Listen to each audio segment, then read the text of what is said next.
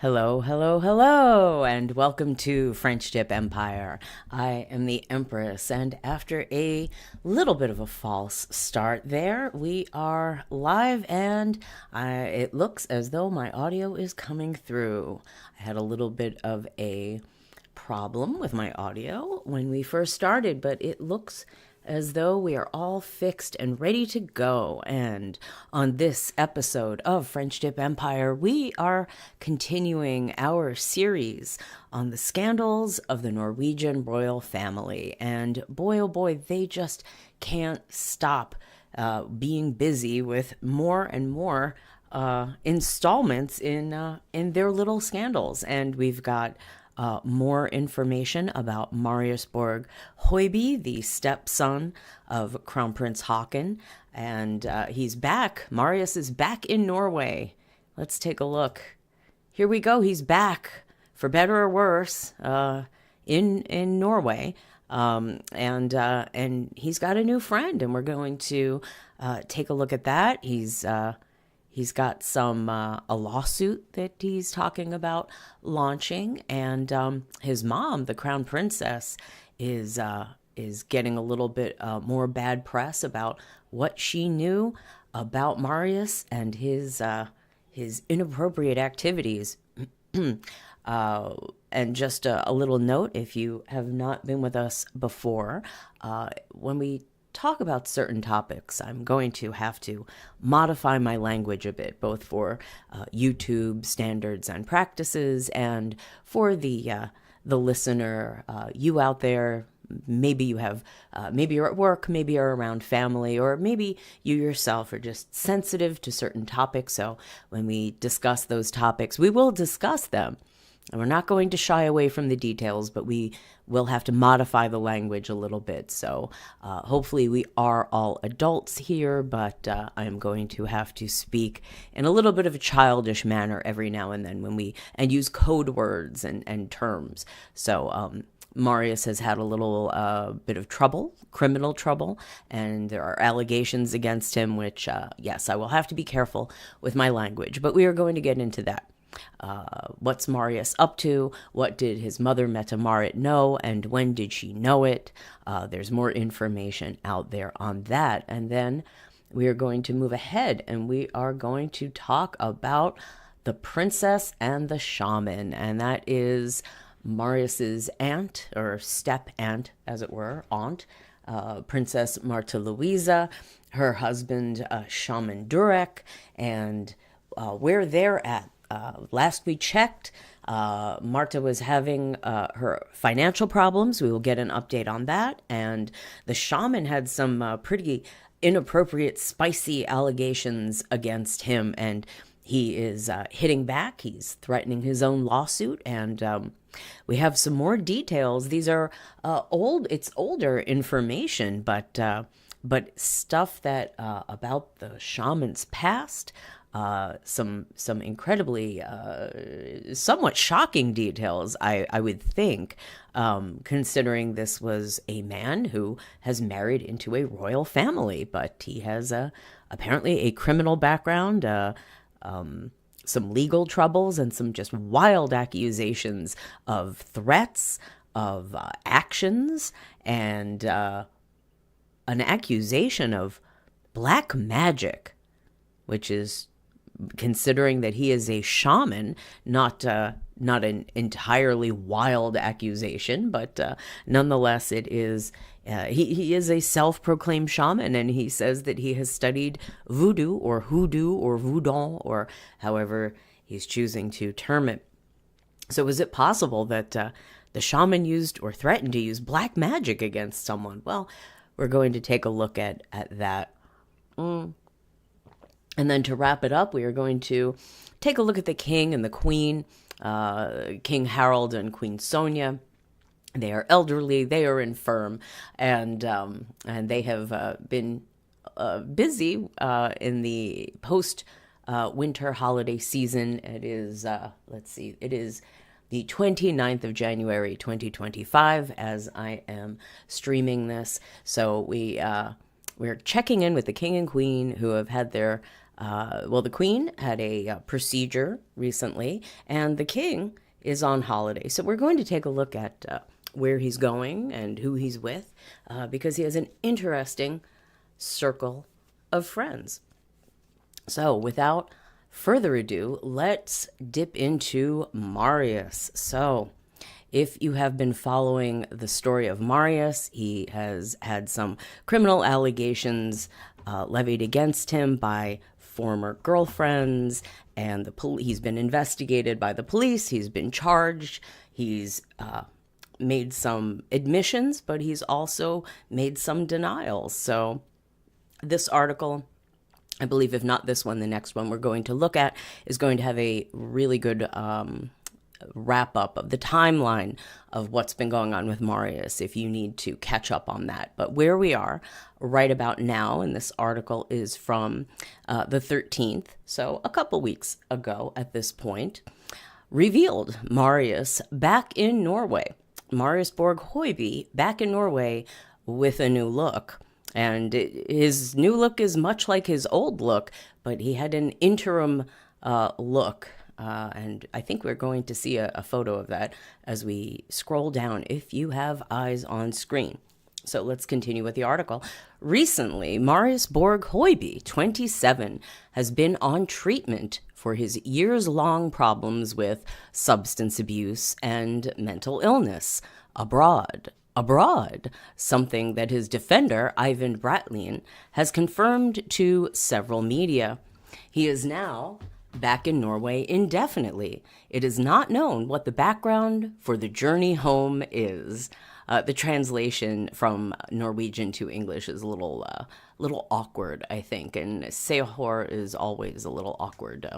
Other tabloids are, I think, better written. I think this is just sort of maybe dumbed down Norwegian, and therefore the English translations sometimes get a little awkward, plus the conversion of grammar. So bear with us. If it seems a little confusing, I'll try to make it more clear. Okay, sources for See and Hear, that's Sehor, say that Hoiby landed at Gardermoen late last night. Several of the passengers observed the Crown Princess's son, this despite being the last passenger to allegedly leave the plane. And here is King Harald. In November last year, that would be 2024, Crown Prince Haakon and Crown Princess Mette-Marit were in London together with Borg Hoiby, probably to find suitable place for admission. And, oh, movie of the week in the chat. Hello, I see you. You're saying that Marius is cuckoo for Cocoa Puffs. Well, he has had his issues, and he definitely needs some help. Yes, and one would say, yes, he has some psychological disturbance. If you don't believe, I see you're casting doubt on his claim of mental illness. But I would say, yes, he has substance issues. He has anger management issues, which clearly he admitted to having problems with adult beverage and marching powder, as we're calling his other substance issue. And clearly that's antagonized the problems that he already has had. Now, he's claiming he's had these problems, not just the addiction issues, but his unspecified mental problems since he was a child. But it's a little hard to understand, because why would they have kept this so secret, the royal family, for so long? If he had problems as a child, why would they not have been more open with this and indeed advocated, as members of, say, the British royal family are doing now, advocated for the issue of, mental illness and whatnot? Well, we don't know. And we also don't know specifically, other than the addiction and anger management issues, what actual psychological problems Marius has, what the cause of that is. That he supposedly has had problems since childhood that they are only admitting to now that he has gotten in trouble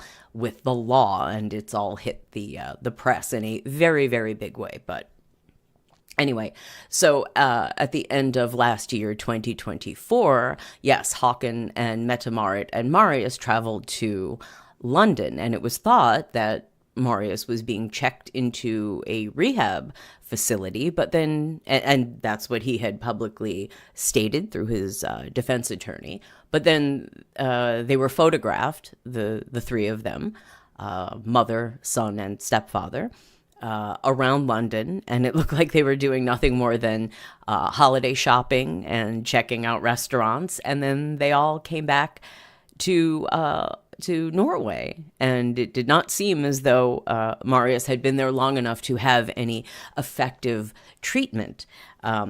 So then the idea was floated that they were merely looking for a rehab facility, but that he was not yet going to be checked in. Then Marius went back, supposedly, to London, and it was said, well, he is receiving treatment in the UK, but now he is back. And, fairly quickly, I think it would, if you do the math, I think it would be that it doesn't even seem that he had spent perhaps 30 days in a facility, in a treatment facility, but we don't actually know. It has not been publicly reported. So here we go. This is a good bullet point summation of as it says, the charges against Marius Borg Hoiby. And because of the translation issues between Norwegian and English, the genders sometimes get mixed up.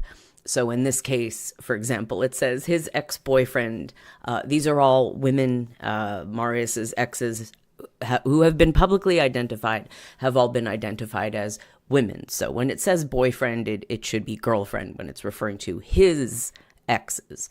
So let's continue with the article. There are now 6 victims in the criminal case against Marius Borg Hoiby, his ex-girlfriend, a woman in her 20s, and that should be Rebecca.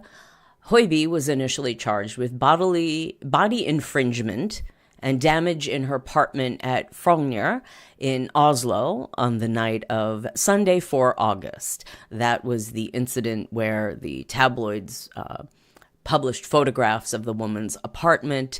There was a bladed implement, a bladed instrument of the kind you would find in your kitchen that was stuck into her bedroom wall. There was a chandelier that was on the floor, a broken mirror in one of the rooms. So this was obviously a very active and aggressive situation, and he admitted to it. So the indictment is later extended first to another case of body violation, and now abuse in close relationships. So basically a DV charge, because this was his girlfriend, although no longer.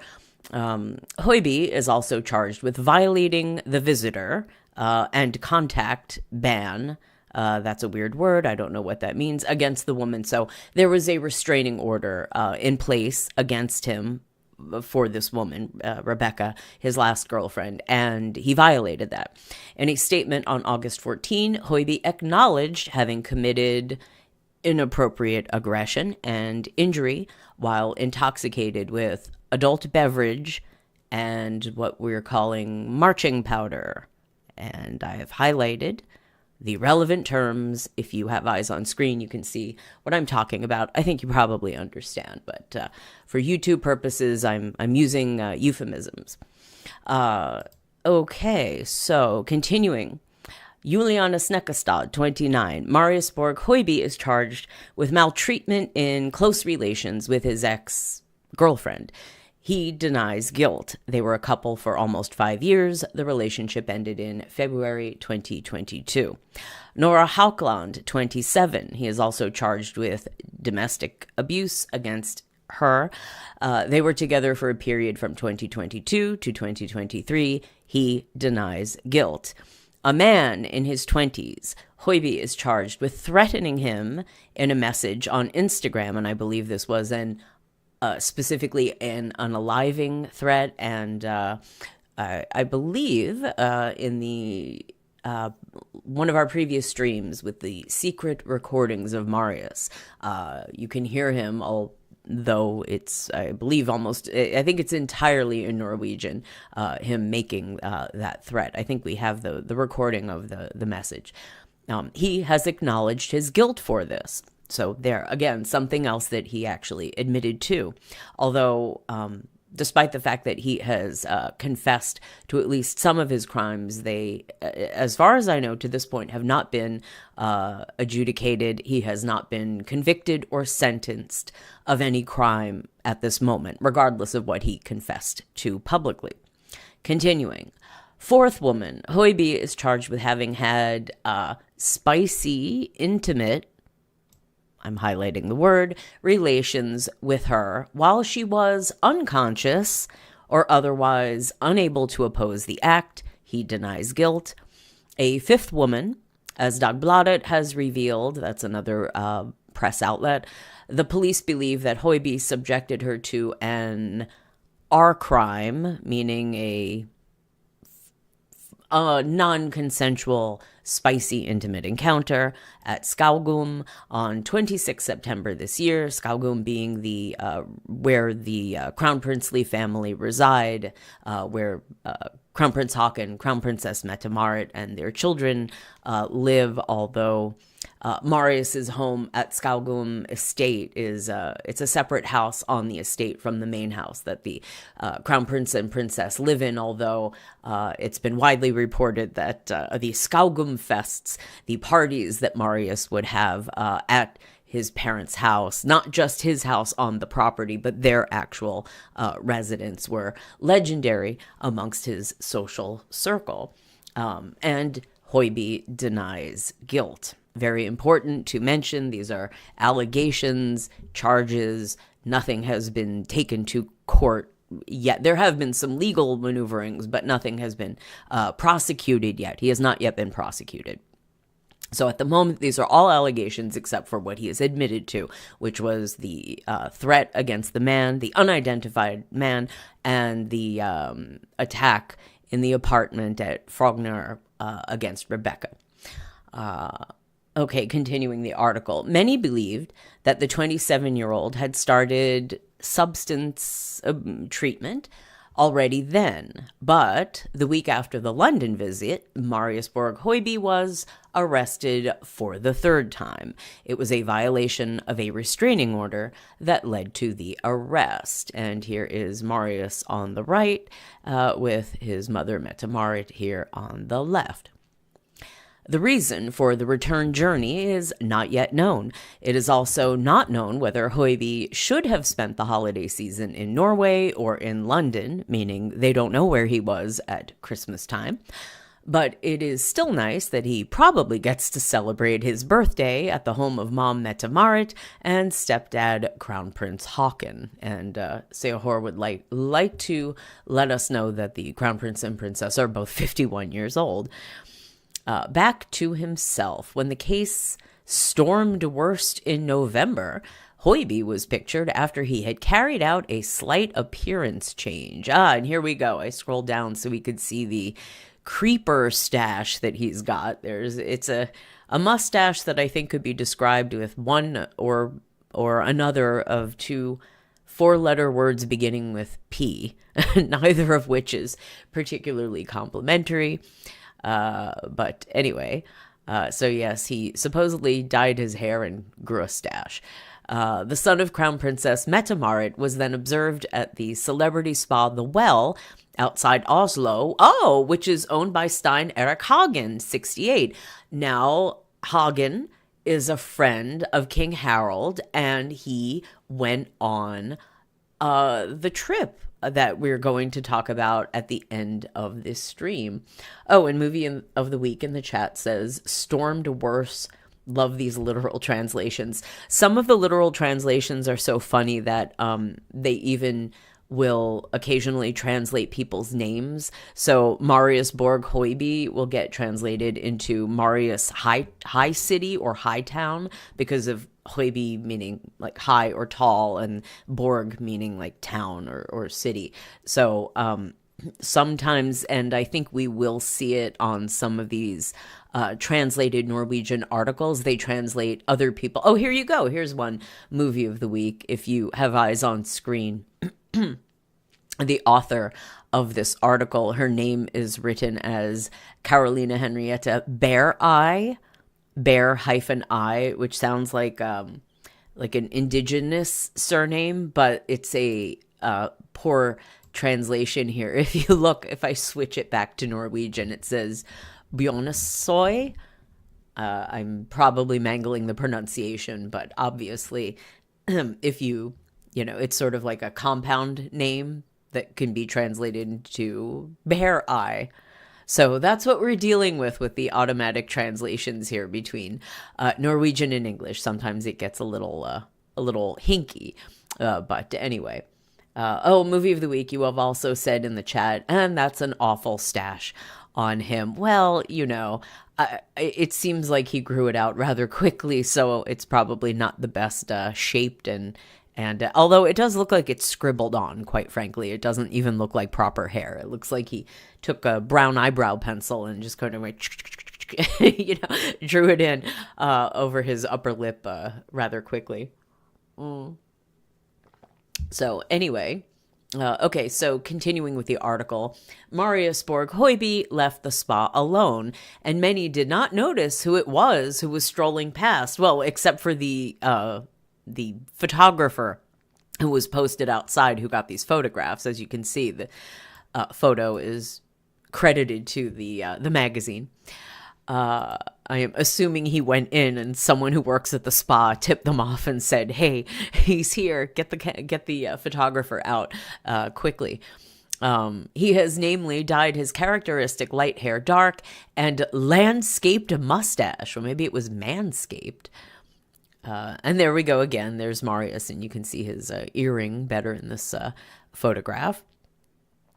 When he landed at Gardermoen yesterday, however, the black mustache was shaved away, and the bright lids could again be glimpsed under the shadow hat he was wearing. See, these are very weird translations. It's just a baseball cap. Okay, so there you go. No more stash, but he looks basically exactly the same. You can't even see the back of his hair because he has a hoodie over it. Okay, and then this is a much more detailed timeline of all of the events that have gone on in the scandal with Marius. And if you have not caught up on that timeline, I would recommend going back and watching. There's an entire playlist, The Scandals of the Norwegian Royal Family. We are now currently on part 10. So if you want to catch up with the saga, you can go back and watch it, listen to it from the beginning. And if you are enjoying this stream, we are French Dip Empire. Why don't you go ahead and like and subscribe, or leave a comment in the chat, or leave a comment under the video. Always happy to see it. So this was on January 13th, about 2 weeks ago. Now, the bombshell, Marius came back to Norway with a new girlfriend. Now, this is a man who has at least 3 allegations of crime against at least 2, if not all of the women that I think he's been accused. Maybe 1. There were some, it's a little hard to count up how many allegations of crimes. We'd have to go back and look through this timeline, because we have some allegations that have been made regarding exes.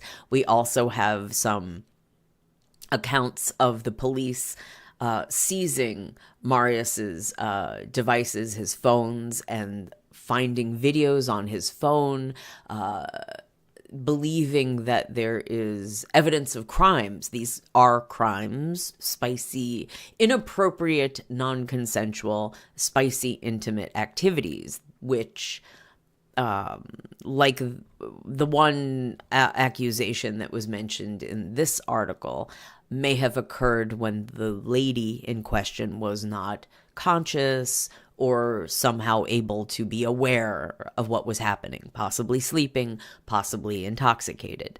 And that the ladies in question were not necessarily aware that the activity had occurred, possibly, until they were told by the police that the video or videos existed.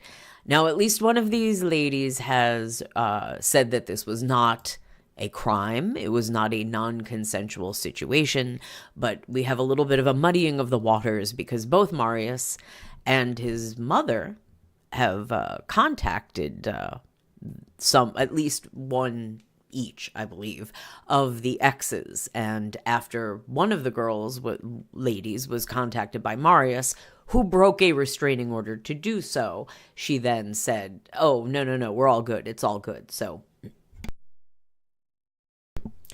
was she pressured or intimidated into saying that everything was okay? Or was she merely asked, hey, could you please tell the truth and let the police know that this was not, a crime? It was a consensual situation.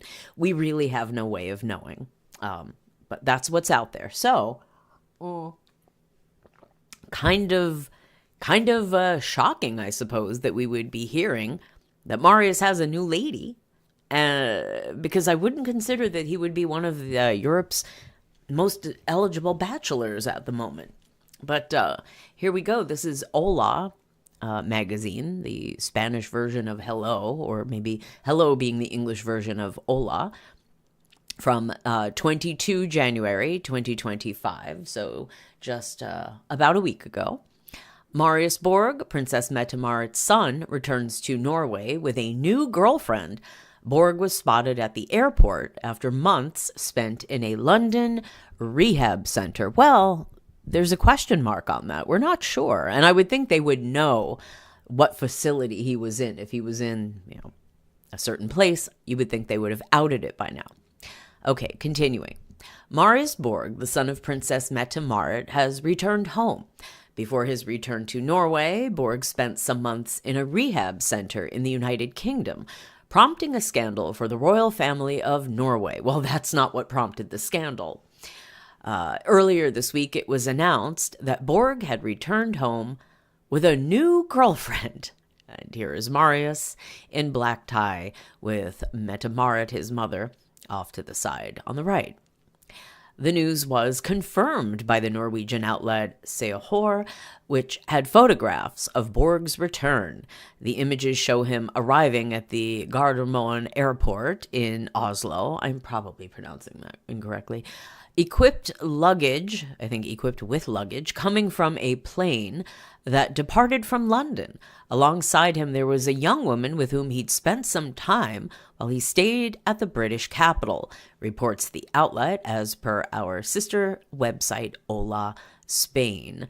The Norwegian outlet confirms that Borg and the young woman have been in contact since before his departure to the UK. He traveled to London last August, starting a rehab program that began a few months later. Again, maybe, perhaps, we're not entirely sure about that.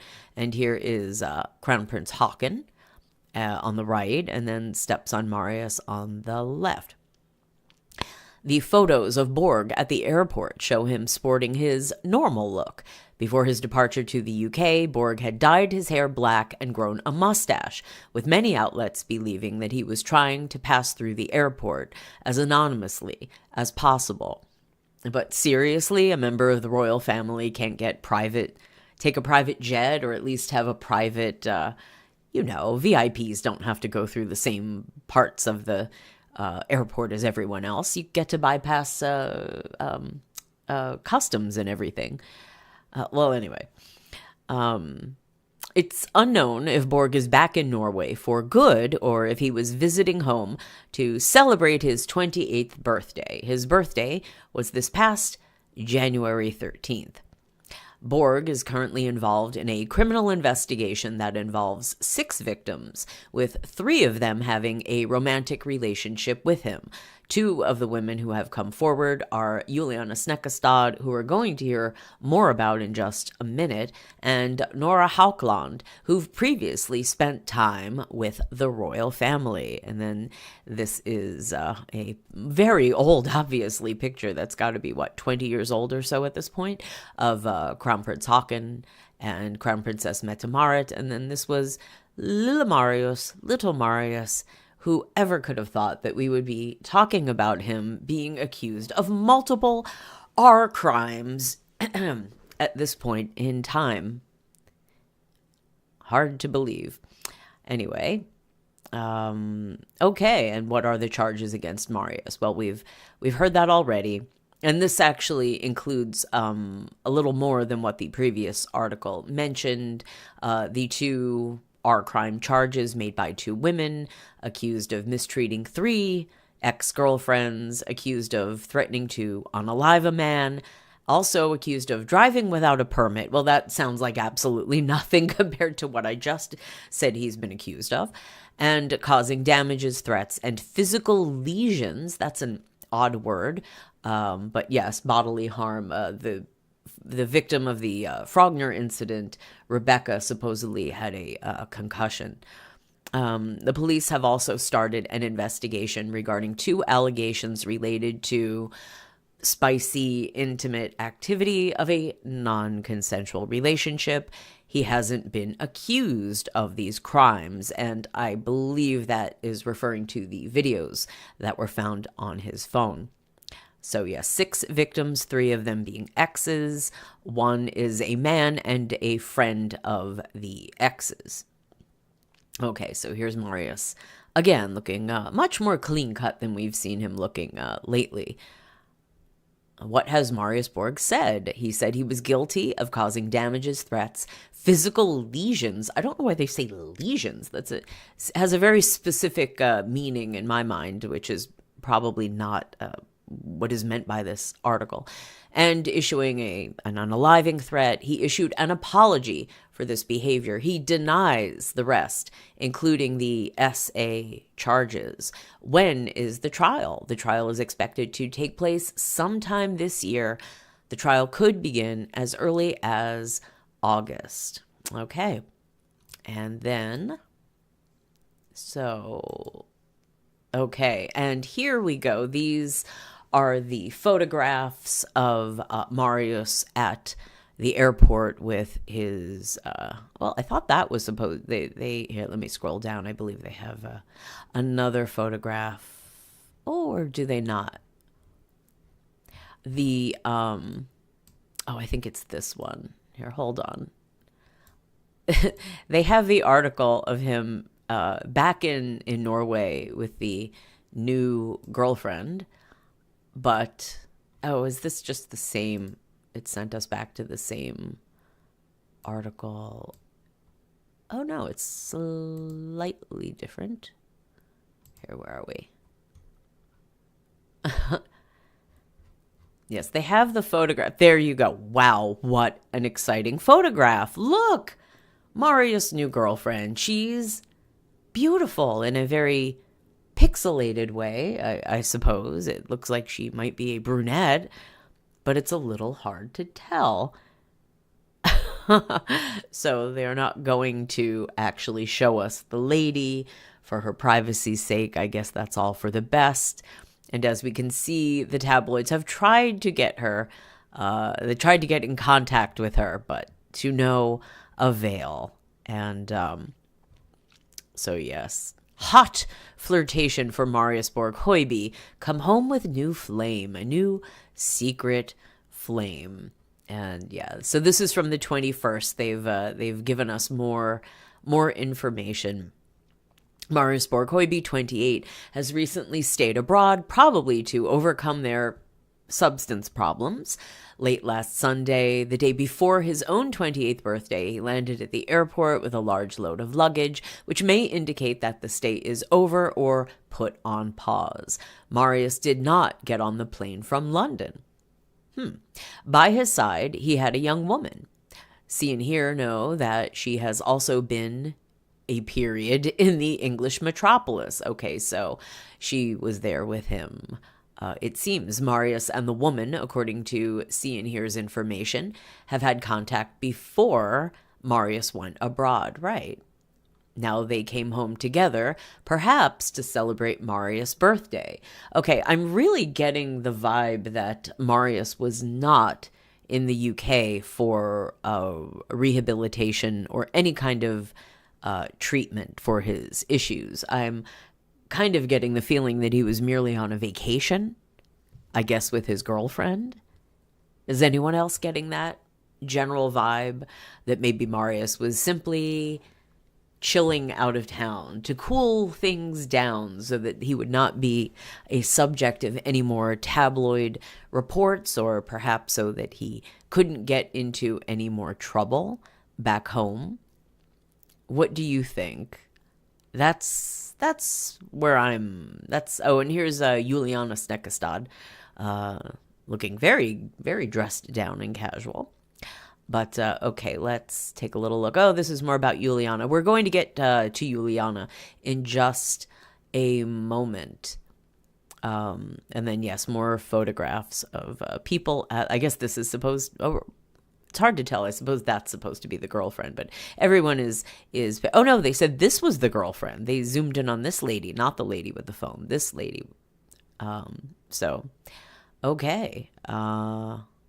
All right, let's see. Was there anything more in this article? No. And there's the slap video, him quote unquote joking about, we can play that. We've played this before, but I don't think anyone will have a problem. I don't think we will have any copyright issues. Let's see. This is Marius supposedly being asked, how did your last relationship end? And this was sent around on a Snapchat group. And I like how it says, in a secret Snapchat group with some of Oslo's most hardened criminals. And you may think, what? If you haven't been following the story, there's a lot more to the Marius scandal. The tabloids have largely been fixating on the substance issues and the anger management issues, the R-crime allegations and whatnot.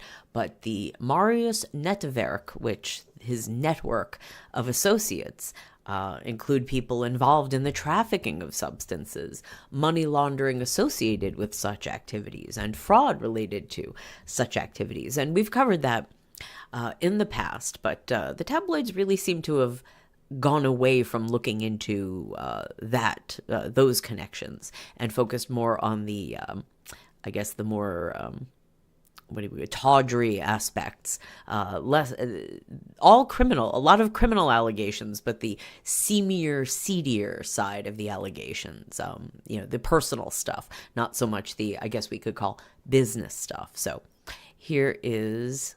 I hope the audio will come through on this. Let's give it a shot. Oh, it won't play because it's on archive. Hold on. That's my mistake. Let me pull it from the actual website. The webpage. Here we go. And video. Here we go. Se och Hör har fått tillgång till... Wow, that was loud. I apologize. Let me pull that down. And then I will rewind it. Ugh. This is a very, very unflattering still for Marius, is it not? Belly showing. Very disrespectful. So you can see this is Marius in his private life, on his downtime. This perhaps is the Skaugum estate that the Crown Prince and Princess live in. Maybe elsewhere. It's a little hard to tell. But wherever he is, you can see his collection of tattoos and his looking much different than the white tie, black tie photographs that we've seen of him at official events. So again, here he is sitting with his large glass of wine or something. And he's asked, how did your last relationship end? Se och Hör har fått tillgång till materialet från hemlig Snapchat-grupp. Yes. Okay, so there's Marius, the charmer. All right, so let's go back to this article. Okay, so in addition to this new lady who, hey, either she knows the private Marius that the rest of us don't know and is willing to give him the benefit of the doubt, I suppose. Or perhaps not. Perhaps she is unaware. It would be difficult to be someone in Norway and not be aware of what's going on with Marius. But in addition to the new girlfriend, as you can see, this headline says, speculation about Marius' substance treatment. But if he has been in rehab, it is no one who answers. Okay, again, an awkward translation, but basically saying no one knows if he was indeed in rehab.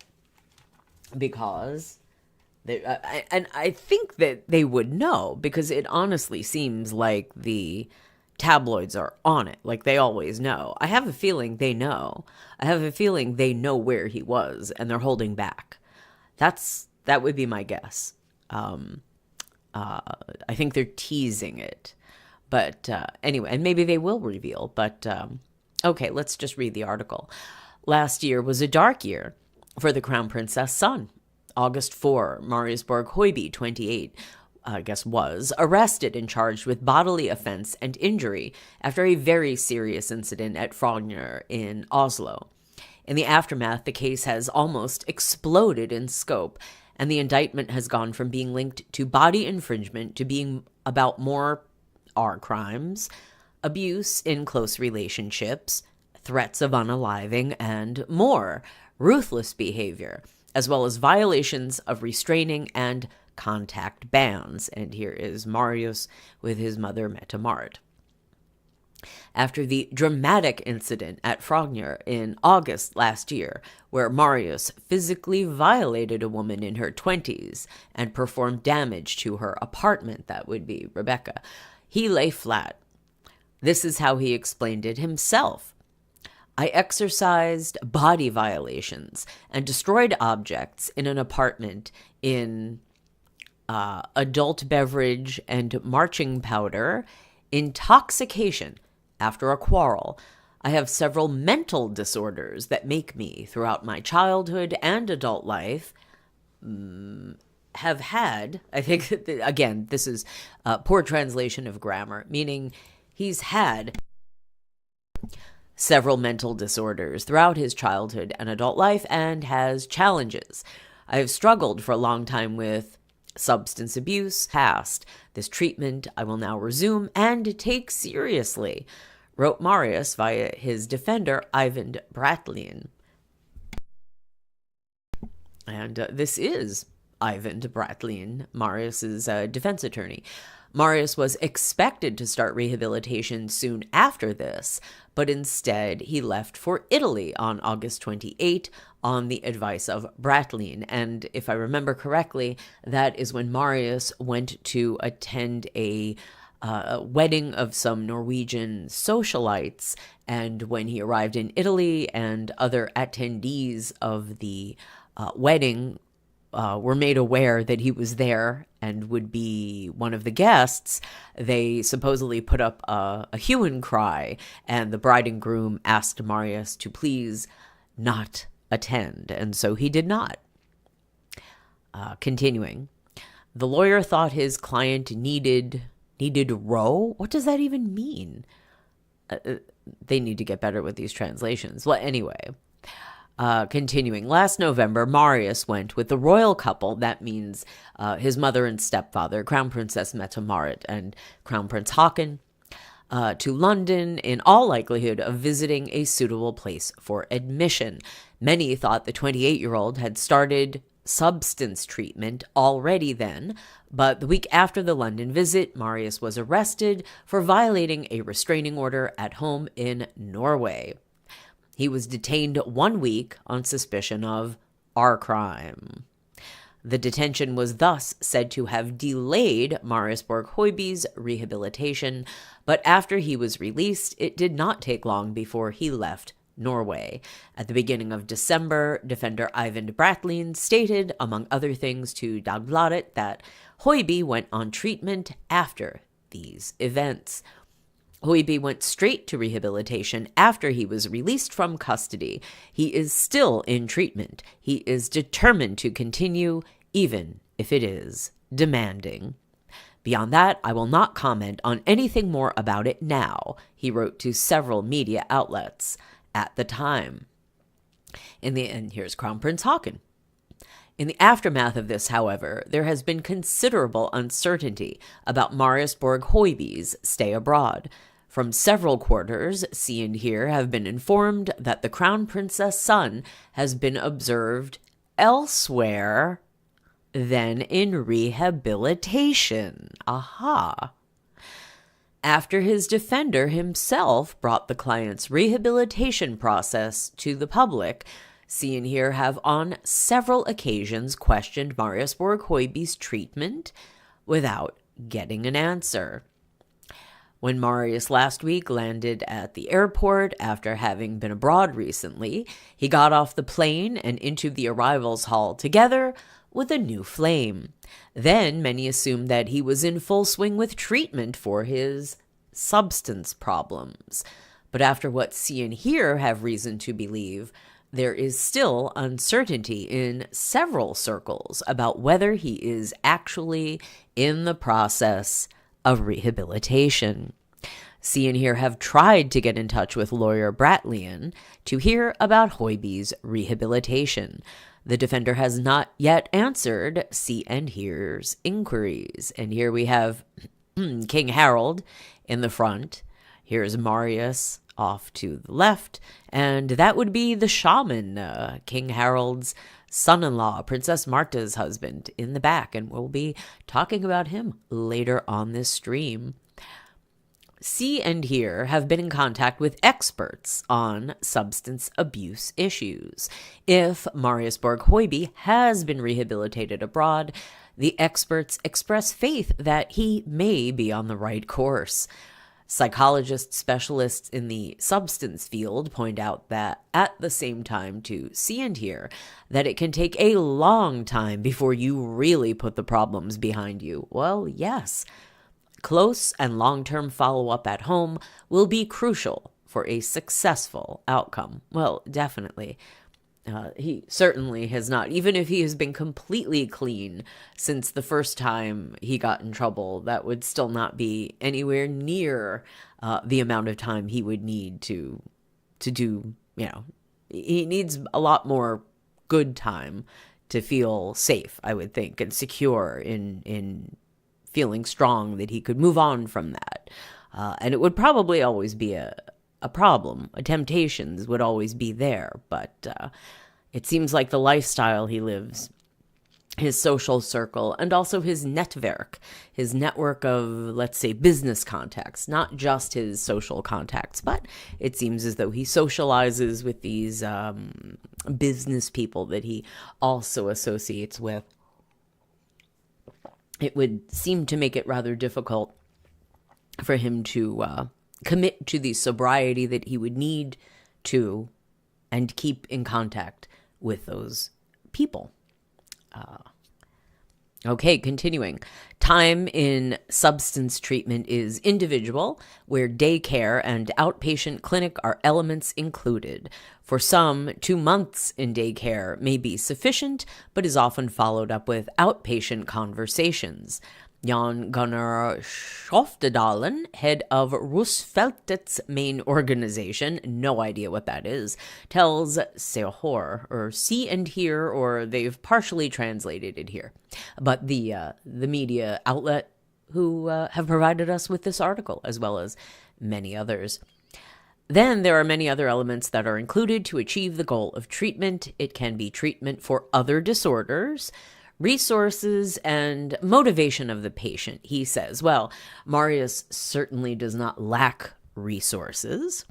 As for motivation, I would assume that getting accused of all of the crimes as well as all of the bad publicity would be a lot of good reasons, not to mention all of the personal reasons, his own sense of self and well-being, his health, his relationships with his family, his friends, etc.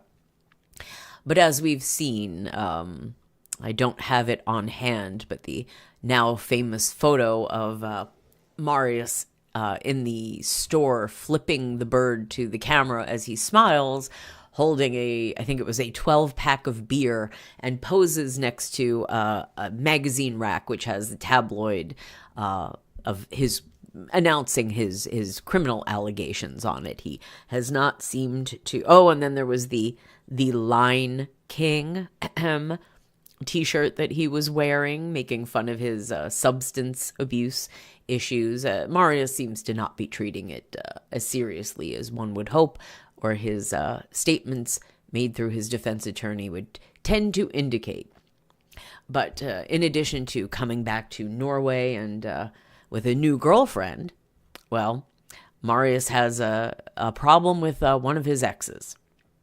And here you go. Marius Borg Hoiby, false accusation. Marius Borg Hoiby's considering reporting offended woman, writes Dagbladet. And here's Marius again. And there you go. If you're looking movie of the week, if you are still there and you have eyes on screen, you can see Marius Borg High City. They've completely messed up the translation of the name there. So there you go. Okay, let's read the article.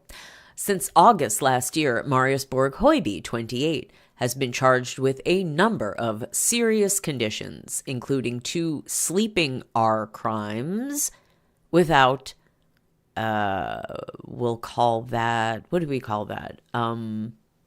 Conjugal relations. I think that's a good way of phrasing it. What is often called conjugal relations. So he did some kind of spicy, intimate inappropriateness that was not all the way conjugal, shall we say. Okay. In November, Could Look and Hear reveal, that's say a horror, that Hoiby is being investigated for a 3rd R crime, which took place in Tonsberg back in 2021. Now, Hoiby's defender, Eivind Bratlin, can tell Dagbladet that they are considering reporting the case. The only thing I would say now is that the incident was known to the police long before the detention meeting, and it was not part of the basis there and is not part of the charge. We strongly consider this to be a false accusation, Bratlin told the newspaper. Dagbladet writes that they have submitted Bratlin's claim to the offender's lawyer, Aniren Skjelbred, I think. She emphasizes that it is the police who reported the case on the basis of information that emerged when the woman was questioned as a witness in one of the other criminal cases against Crown Princess Mette-Marit's eldest son. The offender in this case should be, meaning is, an acquaintance of both Hoiby and his ex-girlfriend, this is improperly translated, Juliana Snekkestad. Look and Hear wrote at the time that Snekkestad had been in police interrogation in Tonsberg in connection with the 3rd R crime, and that should be alleged R crime. I can confirm today she has been in interrogation with the status of a witness in a case against Marius Borg Hoiby. Beyond that, I have no comment, said Snekkestad's lawyer, Petter J. Gruder, at the time. And again, I believe that 3rd R crime allegation comes from videos that were pulled off of Marius devices that were obtained by the police. So he is, I guess, reporting the offended woman. I'm not sure if they mean like he's going to try to,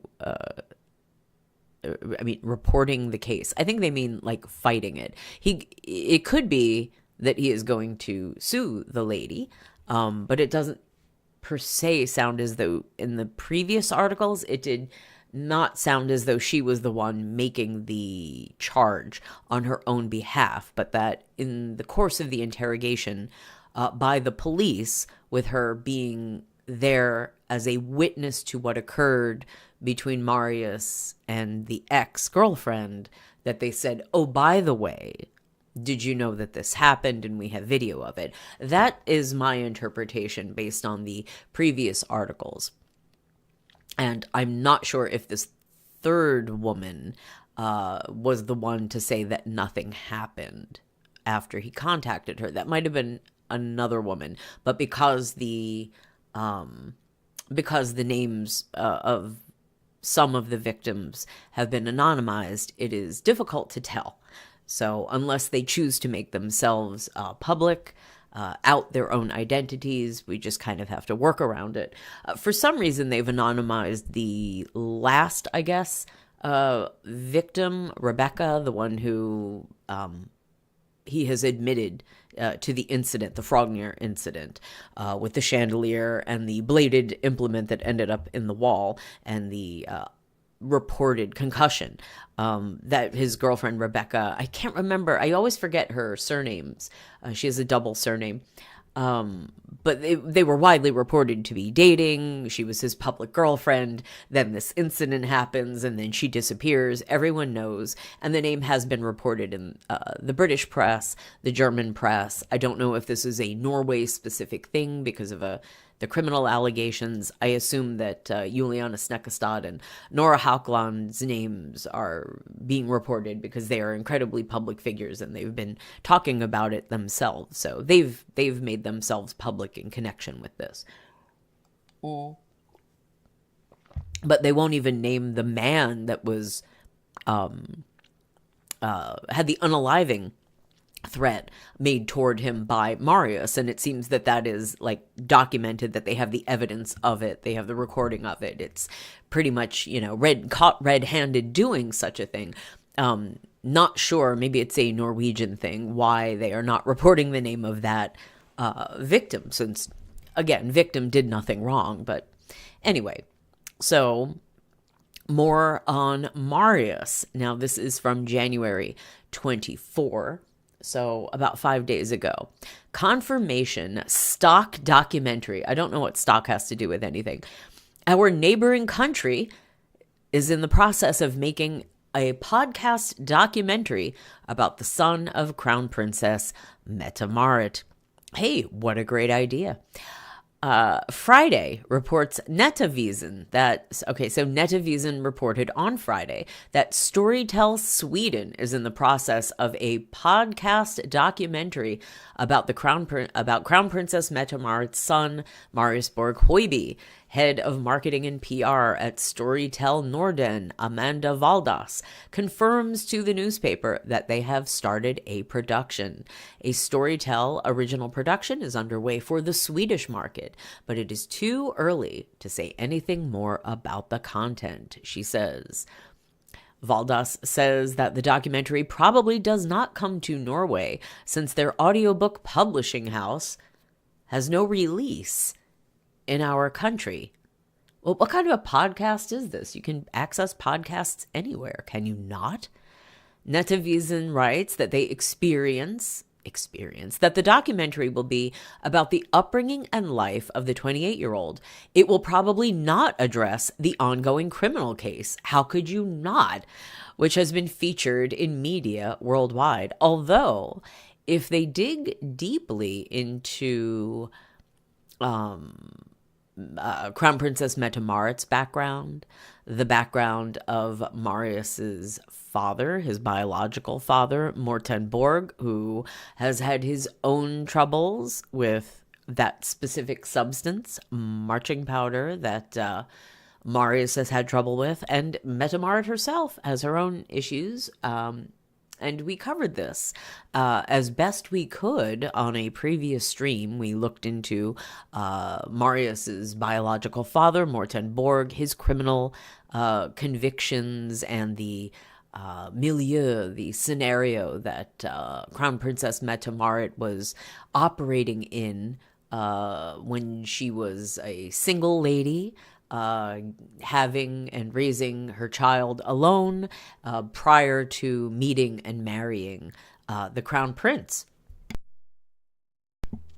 It was a much different lady than we are seeing today.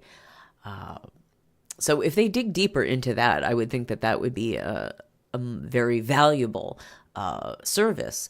But if all they do is just sort of recapitulate boring things that we've already heard before, if they're not going to cover the criminal case, I really don't know why they would even be bothering. But if they can dig up some tea, some dirt about Morten Borg and Mette-Marit's past, that might be some bombshell material. And I'm starting to wonder if there's any way that when will this be released, and when can I get transcripts? But here we go. This is, again, here's Marius. He cleans up nicely, although one wonders what he did to his hand.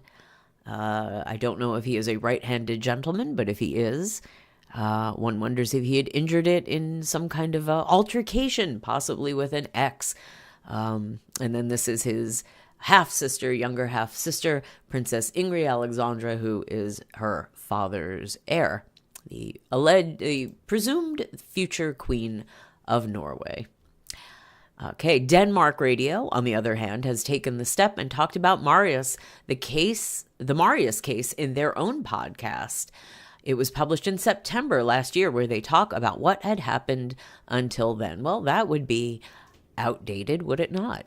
In the podcast, they also deal with whether there are other rules in the legal system when one is associated with the royal family. Well, yes and no.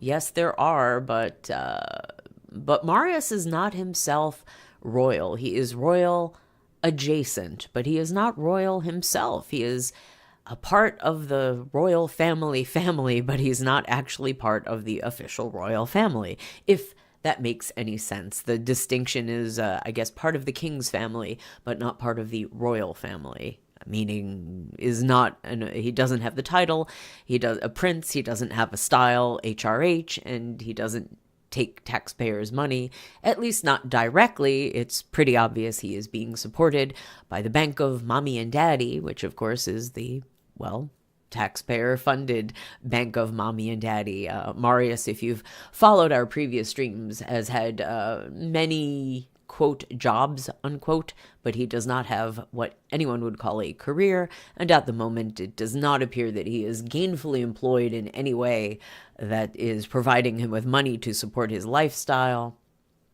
A lifestyle in which he can just bounce back and forth between Norway and London with apparently no accountability to anyone outside of that.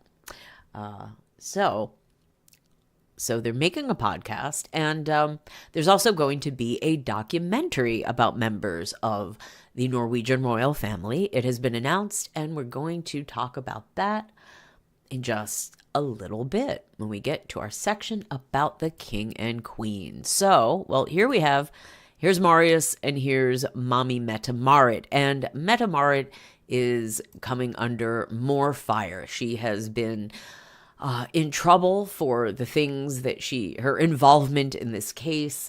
What did she know? Phone calls made to her, from her, that she went to Marius's home on the Skaugum estate, and that she has been accused of destroying evidence, interfering with the criminal investigation. There have been allegations that of a destroyed cell phone, removed SIM cards, and possibly other incriminating evidence removed or destroyed in some way by the Crown Princess, who had been tipped off by I can't remember the chain of events. It might have been the police contacted the security services, which contacted the Crown Princess, who then went to Marius and gave him the tip-off that he was about to be pinched by the cops, and he claimed he was in the shower and therefore implicated his own mother in, I believe it was the SIM card removal from his phone or phones, and obviously one might think that she may have removed if there were any illegal substances such as the marching powder, that may have been removed or flushed or what have you. So there have been questions about that. Now there is more information coming out. Mette-Marit has already been, accused by at least one of Marius's exes, that I think actually both Nora and Juliana in the past have said, well, we told Mette-Marit, we said Marius has a problem and he needs help. And of course, nothing was done. So this article is from the end of December 2024, so last month, as I am streaming this now. And then we will move forward with more information. Princess Mette-Marit wanted to know everything. Then Marius was arrested by police at the cabin. A well-known criminal immediately made direct contact with Mette-Marit on her secret private number. And I think this was alluded to previously. But, so again, what did Mette-Marit know? And when did she know it? And what did she do? And should she be brought up on criminal charges? Well, after you hear this, let me know what you think. Crown Princess Mette-Marit, 51, has been close to her eldest son, Marius Borg Hoiby, 27, since he was arrested and charged with body violation by a woman in her 20s, that's Rebecca, and for damage inside her apartment at Frogner in Oslo. This is what the 27 has been accused of. Mette-Marit was linked to the case. She was in telephone contact with the offended woman, whom Marius was quickly banned from visiting and contacting. The purpose of the Crown Princess may have been to express support and care for the young woman, but her involvement in what had become a criminal case made new headlines. It garnered both criticism and understanding from the country's law and prison punishment experts. And then here is a photograph of Marius in the car with presumably Rebecca. It's the woman's face is pixelated out, but as you can see, it says broke the ban. Marius was given a restraining order against his ex, that should be girlfriend. He committed inappropriate aggression against in August. He broke this several times. Here they drive together to Skaugum in mid-August. Okay, continuing. New contact with criminal. See and Hear can now bring new, startling information about the contact between Mette-Marit and her eldest son's network. There you go, the netwerk. After the police in September believed that Marius had broken the visitation and contact ban he still has against the Frogner woman, that's Rebecca, they decided to arrest him while he was on a cabin trip at Skykompen. There, Marius was with 3 other men, including the son of a businessman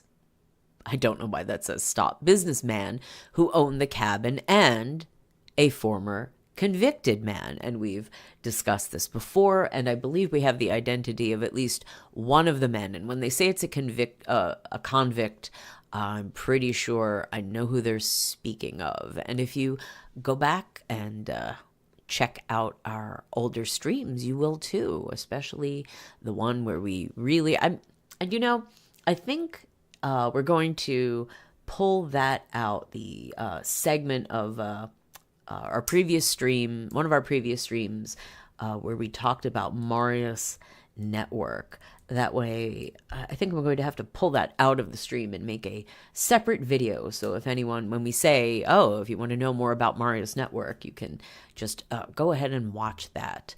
But yes. Okay, Marius Network. And there is the cabin at Skykompen where Marius was arrested in September 2024. The police must have followed the boys' movements in advance and decided to go dramatically when they had come to the mountains. According to TV2, the officers stormed the cabin, and Verdensgang reported that the police had brought a battering ram and crowbars to get in. That equipment proved superfluous because the cabin was open. Found substances. Police officers entered the cabin late on Friday night on September 13. Oh, Friday the 13th. Very unlucky. Some with police tests. Tests? I don't think that means tests. Vests, maybe? Others masked with Finnish caps. The comrades of Borg Hoiby were gathered in one place, while all the phones were collected in the kitchen, according to VG. Movie of the Week in the chat says, that looks like a seedy hideout. I think it's just a cabin. I think it's just a hunting cabin, but it does look a little... Also, we don't know if it's the way that they're taking the photograph. Perhaps the angle is not that fantastic. They may have had to take the photograph in maybe a not great angle because they could not trespass. But yeah, it does look a little sketchy. Okay. The aim of the action, meaning separating Marius and his pals from their cell phones, was to apprehend Marius Borg Hoiby. Oh, yeah, and secure his mobile and SIM card as evidence. Okay, so that's why they raided the cabin at all. In addition, the police searched the cabin thoroughly. Here they found both weapons and a smaller amount of substances. The police and there's Marius again walking down the street after leaving the spa with his new mustache. The police eventually went back to Oslo with Marius in the back of the car, but it did not take long before his mother learned of the arrest. According to See and Hear sources, one of the men present in the cabin called the Crown Princess and told her her son had been taken by the police. Mette-Marit then announced that she wanted to know everything that had happened during the arrest. Quiet from the palace. And here's Marius in black tie. See and Hear have been in contact with the palace, which has not answered our questions for this matter. See and Hear have also asked the Oslo police if they are familiar with this and what they think about this contact. The investigation into the case is still ongoing. There is no new information from it to go out with as of now. We will return with a status in the case eventually, police attorney Andreas Kruszewski replies. Sitting in prison, the person who called Crown Princess Mette-Marit is now in prison, and they may no longer be in prison. We are speaking now at the end of January 2025. This is from the end of last month. Okay. See and Hear have been in contact with the man's lawyer, Alexander Greker, but we have not received answers to our questions. And this is the property at Skaugum. This smaller, the red building here, should be Marius's house. And then the larger building here, I think, is the Crown Princely property. Okay. A little less sketchy, would you not say, movie of the week? Less like a seedy hideout. This actually looks like a lovely, charming little home. The little red house. Marius's little red house down here. Borg Hoiby later disputed in interrogation that he had violated the restraining order, and his defense attorney Oyvind Bratlin criticized the police for going to arrest almost a week after the alleged violation of the restraining order allegedly occurred. In my 17 years as a defender, I have not experienced or heard of an arrest on such a thin factual and legal basis, he told Dagbladet. And then this is Marius' defense attorney, Oyvind Bratlin. Movie of the week in the chat says, nope, I bet it's full of roaches. You think Marius's house is full of roaches? I think if they're full of roaches, they're not the insect variety. Continuing, know about arrest. Mette-Marit has also previously, in what is now referred to as the Marius scandal, gained quick access to significant information regarding the eldest son. When Marius was called by the police and told that they would arrest him after the violence incident at Frogner on 4 August, he already knew what he had in store. Mom Mette-Marit had notified him just before. So, in other words, he knew he was... Movie of the week in the chat says, yeah, I bet the ashtrays are full of roaches. Probably. The police alerted the royal court, and the royal court then informed the crown prince, or do they mean princess, of an incident involving Marius Borg Hoiby and, if possible, arrest. The head of communications at the palace, Guri Ofstad Varpa, wrote in a statement to several media outlets.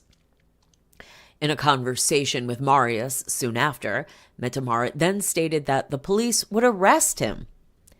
Mom cleaned up. Now, you tell me, is this or is this not a criminal violation? I assume laws in Norway, being similar to the laws of most, European or Western nations, that I would think interfering with a crime, covering up a crime, destroying or removing evidence would be in and of itself a criminal offense. And Crown Princess Mette-Marit, is she guilty? Could she be charged and prosecuted? It's my understanding that really only the monarch is sort of hands-off, where the legal system is involved in an official sense. But in practice, that kind of all of the members of the royal family are given a pass. But maybe that's not going to be continuing into the future. All right, back to the article. Mom cleaned up. According to the police log, it was 33 minutes from Marius. I guess it was 33 minutes after from Marius was called by the police until they arrested him. Oh, okay. So it was 33 minutes between the call and the arrest as planned at Jan Sloka School. Yes, what they said was that... it said that Marius basically just went, that the school, which was the one that he attended as a child, was across the street from the Skaugum estate. And so it says, at the time, Mette-Marit, who lives just 100 meters from the house Marius has at Skaugum, will have cleared his son's house, or her, meaning she cleaned the house up, before she drove him to school, where the police were waiting for him. So yes, they arranged for him to be arrested in front of the school, which, as I said, oddly, was one he attended as a child, probably because they did not want the police to do the arrest at Skaugum. Now, what major difference it makes, other than not wanting the police on the property to be able to search the home. But I would think if they wanted to do that, that would have been a separate issue from the mere arrest. Taking someone into custody is one thing. You can even turn yourself in. So that's another odd thing. Why did they not just arrange for Marius to go on his own to the police station? He could have been driven there rather anonymously. Mette-Marit did not even have to be, the driver. Odd. Anyway, police did not search his home after this arrest, but seized his mobile phone when he was arrested.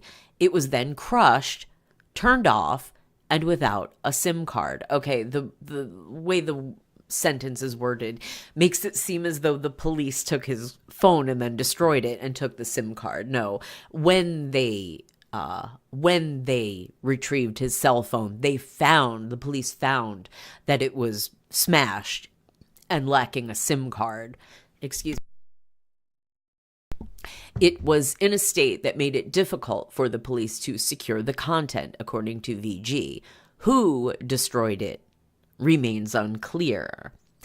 And obviously, it could have been Marius. It could have been Mette-Marit. The implication is that Mette-Marit went into damage control mode and possibly was the one that smashed the phone and removed the SIM card. According to NRK, Marius explained in police interrogation that he does not know who took out the SIM card from his phone or where it disappeared. And here's Marius again. Watch and Hear editor Ulf Andre Andersen has pointed out that there are only two people who may have destroyed Marius's mobile, Marius himself or Mette-Marit. What is a bit dramatic is that Crown Princess Mette-Marit is drawn into the case with her mobile phone. If she has participated in it, it will put the case in a completely different light, Andersen said during Nettevisen's debate about the future of the monarchy in November. More negative.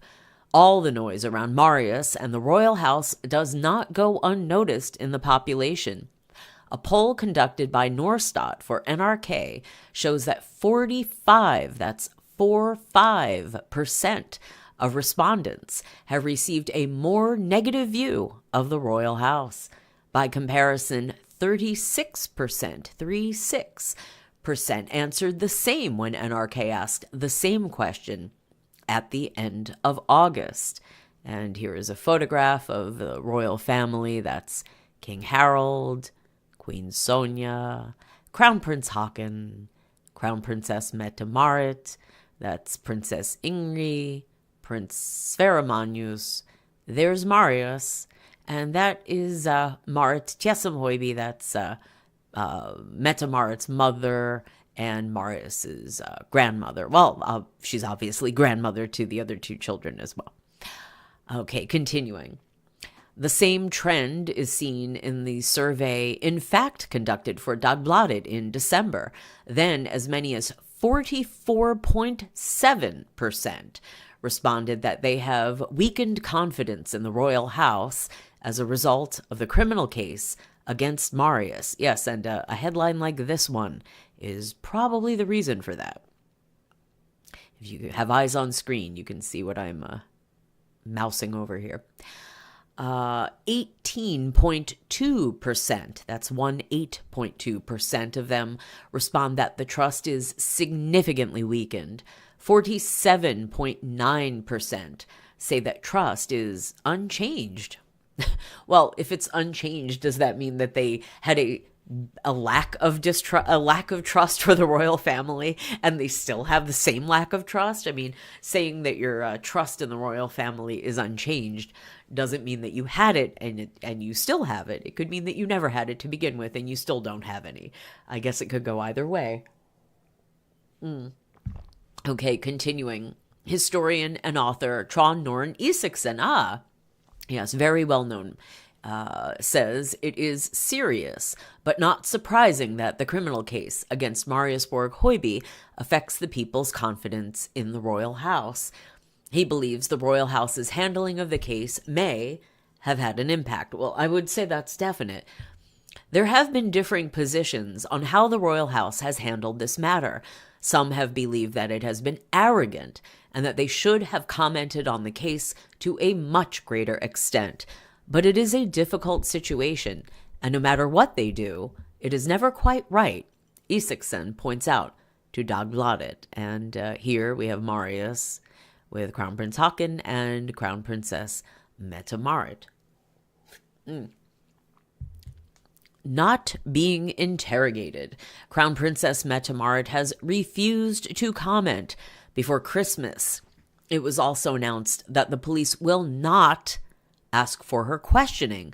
This was confirmed by Petter Grudem, assistant attorney to Juliana Snekkestad, 29, one of the ex-girlfriends. Marius Borg Hoiby is charged with mistreating. And, well, here you go. I got $20,000 a month from my parents, so I guess that explains why, at least in part, Marius does not have to worry about money. And 20,000 Norwegian kroner is, I believe the exchange rate is something like, It's like 10%, so that would be a little less, I think, than $2,000 per month. So not, it's not like a crazy amount of money. If it were $20,000 a month, that would be a much nicer allowance. But $2,000 a month, it helps, especially when you consider that he does not have to pay rent or other kinds of expenses. Those are taken care of for him as well. So continuing, and this photograph of Mette-Marit and Marius we've had on a previous stream before, and it always bothers me. I assume she does the fake tanning of in some way, whether it's makeup or tanning beds. But Marius looks a bit pale, even for a Viking boy such as himself in this photograph. Doesn't look the healthiest, but anyway, continuing. I mean, my point being, if it were my son, I'd be a little bit concerned, but Mette-Marit seems thrilled, so okay. Continuing. I was surprised, but was still prepared for that outcome. I fully understand that she does not have a duty to testify, but now she does not get the opportunity either. The reasoning from the police is, among other things, that the case is now being investigated, says Grudem to See and Hear. Well, but the case is being investigated, but she is involved in the case, and it turns out not only was she interfering with the investigation, apparently, but let's see. It seems that, yes, she had information ahead of time about what was going on with Marius. And so we move ahead, and this is from the 14th of January, and this is Juliana Snekkestad has been questioned about a cabin episode on the royal ship. So this is an episode between Juliana, who was dating Marius at the time, and Marius that we have not heard of before, but apparently the royal family did. So here we go. Mette-Marit had to intervene. Tuesday morning, reports Verdensgang. Verdensgang reported on Tuesday morning that Marius Borg Hoiby's girlfriend, Juliana Snekkestad, 29, should have. They always translate it as should have when it's a thing that actually occurred. It's not questionable. Did explain about an incident on one of the cabins on the royal ship. According to the newspaper, she had a hand hurt while the ship was in Lofoten in the summer of 2020. And we would have had a photograph here, but it did not load in the archive. Sorry about that, of the ship. Mette-Marit had to intervene. Aftenposten reports that Hoiby was aggressive, but emphasizes that there should have been no physical violence. Well, then how did she hurt her hand? According to the newspaper's information, Crown Princess Mette-Marit has intervened in the situation. She entered the cabin of Snekkestad and Hoiby to calm the situation and make sure it did not escalate further. Snekkestad explained in police interrogation that the pain in her hand was so severe that she needed medical attention. In this connection, she contacted a close relative, a conversation where Hoiby was also involved. After this phone call, a situation arose in the cabin where Snekkestad has explained that Hoiby was acting out. Snekkestad's lawyer, Petter J. Grudem, confirming the incident. I can confirm that there was an unfortunate situation on the king's ship and that my client experienced it as difficult what happened there. Beyond that, I do not want to comment on the case, says Grudem to VG. According to VG, this episode was a topic of interrogation during the autumn and winter with several witnesses, including the close relative of Juliana Snekkestad. And here we go. They have a little poll up here. Should Mette-Marit be questioned by police? Yes, definitely. No, I don't think so. And don't know. Well, I would definitely vote for yes, definitely, because I'd like to hear what she has to say. How about you? What do you guys think? Should she be questioned by the police? Yes, definitely. know definitely, or don't know, definitely don't know. You can let me know what you think in the chat or leave a comment under the video. Okay, according to VG, this episode was... Oh, I said that already. Apologize. Let's move forward. Okay, the castle, meaning the palace, did not want to comment on the matter. This is a case that is being dealt with in the legal system, and we do not think it is right to comment. We have confidence that the police and the legal system handle this in a good way, writes the palace in an email to Nettavisen. Nettavisen has sent a request to Petter J. Grudem, but it has not yet been answered, nor does Hoiby's defender, Ivan Bratlin, has so far answered the inquiry as of Tuesday. Oh, okay, this is bizarre. I assume this is a comedian pretending to be Mette-Marit. Well, that's lovely. And here's, that's Juliana in the background. Okay, they were boyfriends for 5 years. Well, boyfriend, girlfriend. Snekkestad and Hoiby were girlfriends and boyfriends and cohabitants for almost 5 years. So a pretty serious relationship. The relationship ended in February 2022.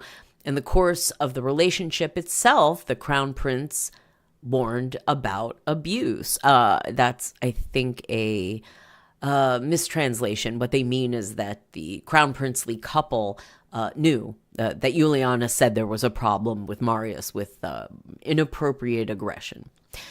Hoiby is charged with maltreatment in close relations, so in other words, DV, with Snekkestad. Hoiby has denied culpability for this, and himself, he accused Snekkestad of violence against him. And of course, that's certainly possible, and who knows, maybe that's even how she hurt her hand. We don't know. The Oslo police do not want to comment on the latest information as the investigation is in a final phase, according to Aftenposten. Okay, so we have more now, more information, more and more accusations that the royal family knew, that Mette-Marit knew, that she was involved. She intervened in an actual case where Marius was getting a little aggro with a girlfriend, and where the girlfriend ended up with an injury. Now, how that happened, we don't know. Marius has said she got handsy with him.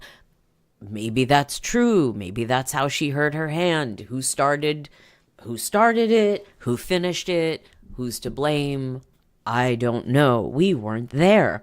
But it doesn't look good for the royal family that they have this much messiness and drama and basically criminal activity going on amongst them. So, and then finally, to wrap up our segment on the Marius scandal, this is from Nettavisen from the 14th of January. Reveals new information, means Mette-Marit should be questioned. And I believe this is an op-ed. And there's Mette-Marit herself. Royal House expert Tove Tallesen is still on his side, I guess her side, after today's latest revelations. And it's about that, what we just read about the incident in the cabin on board the royal ship. Tuesday morning, the news came to us that Marius Borg Hoiby, 28, is said to have been aggressive towards his then-girlfriend, Juliana Snekkestad, 29, on board the royal ship while the ship was in Lofoten in 2020. According to Aftenposten, Crown Princess Mette-Marit intervened in the situation. Yes, this is what we just read. I hope, so this is the royal expert says... still surprised by the constant new aspects of the case. That makes two of us. At the same time, she points out that it is advantageous that as much of the information as possible appears to the public. I hope that everything related to these cases comes to light and that you get all sides of the case. But I am shocked that there are also events on the royal ship where the entire royal family was present. Maybe it's a man who has no control. It's worrying. Tollison says that she thinks the whole thing is sad and that it must be demanding for a family who has had to live with a family member who has had major problems for a long time. It is worrisome that there are acting out situations on a royal ship where King Harald, Queen Sonja, and employees are on board, Tollison says Tollison, adding, I would assume that the situation was rather violent since family members had to intervene. Mette-Marit has sent a request to Petter. Yes, we know that already. And, okay, yes, should be questioned. Mette-Marit allegedly had to intervene to calm the situation on the royal ship. As a result, several people have questioned whether this should lead to the police calling her in for questioning. The King House, the royal house expert, still stands by the same opinion that she has always made. There, I have been clear all the way that if she has something to contribute in this case, then she should. I mean that anyone who can do their duty and contribute something should do it. Also, Mette-Marit. TV2's Royal House expert Ole Jørgen Skjulsrud Hansen does not want to comment on whether the Crown Princess should stand for questioning or not. I have no idea what she should or not, but it is, as a little Crown Prince couple has said before, it is up to the police what they find appropriate in a situation like this. Also, I will assume that it is certainly not easy when it is with members of the royal family to do. Yes, that's quite true, says Skjulsrud Hansen to Mette-Marit. Skjulsrud Hansen will also not speculate on what King Harald thinks that such a serious situation has played out on the king's ship. Well, honestly, it seems as though the king doesn't have everything under control, and considering he is in his 80s, he has had health problems, he is elderly and infirm, and burdened with all of the scandals, the Marius scandal, the Shaman's scandals, the other things that are going on with Princess Martha Louise, I would think this would all be weighing on him rather heavily, but that, coupled with his wife's health problems and his own health problems, not weighing on him so much that he can't go for a boys' trip to Scotland this week. And we're going to look at that in a little bit, but anyway, it doesn't seem that it's really troubling him all that much. He does not seem to want to stay in the country to get a handle on things. So, we will continue the article. I have no idea what the king thinks. It gets to be up to the psychics. Well, hey, let's ask Princess Martha Louise and the shaman. They say they have connections to the spirit world. But it does not appear that the beginning of 2025 will be any different from the end of 2024. Well, so far, it really has not been for the Norwegian royal family. Must rebuild lost trust.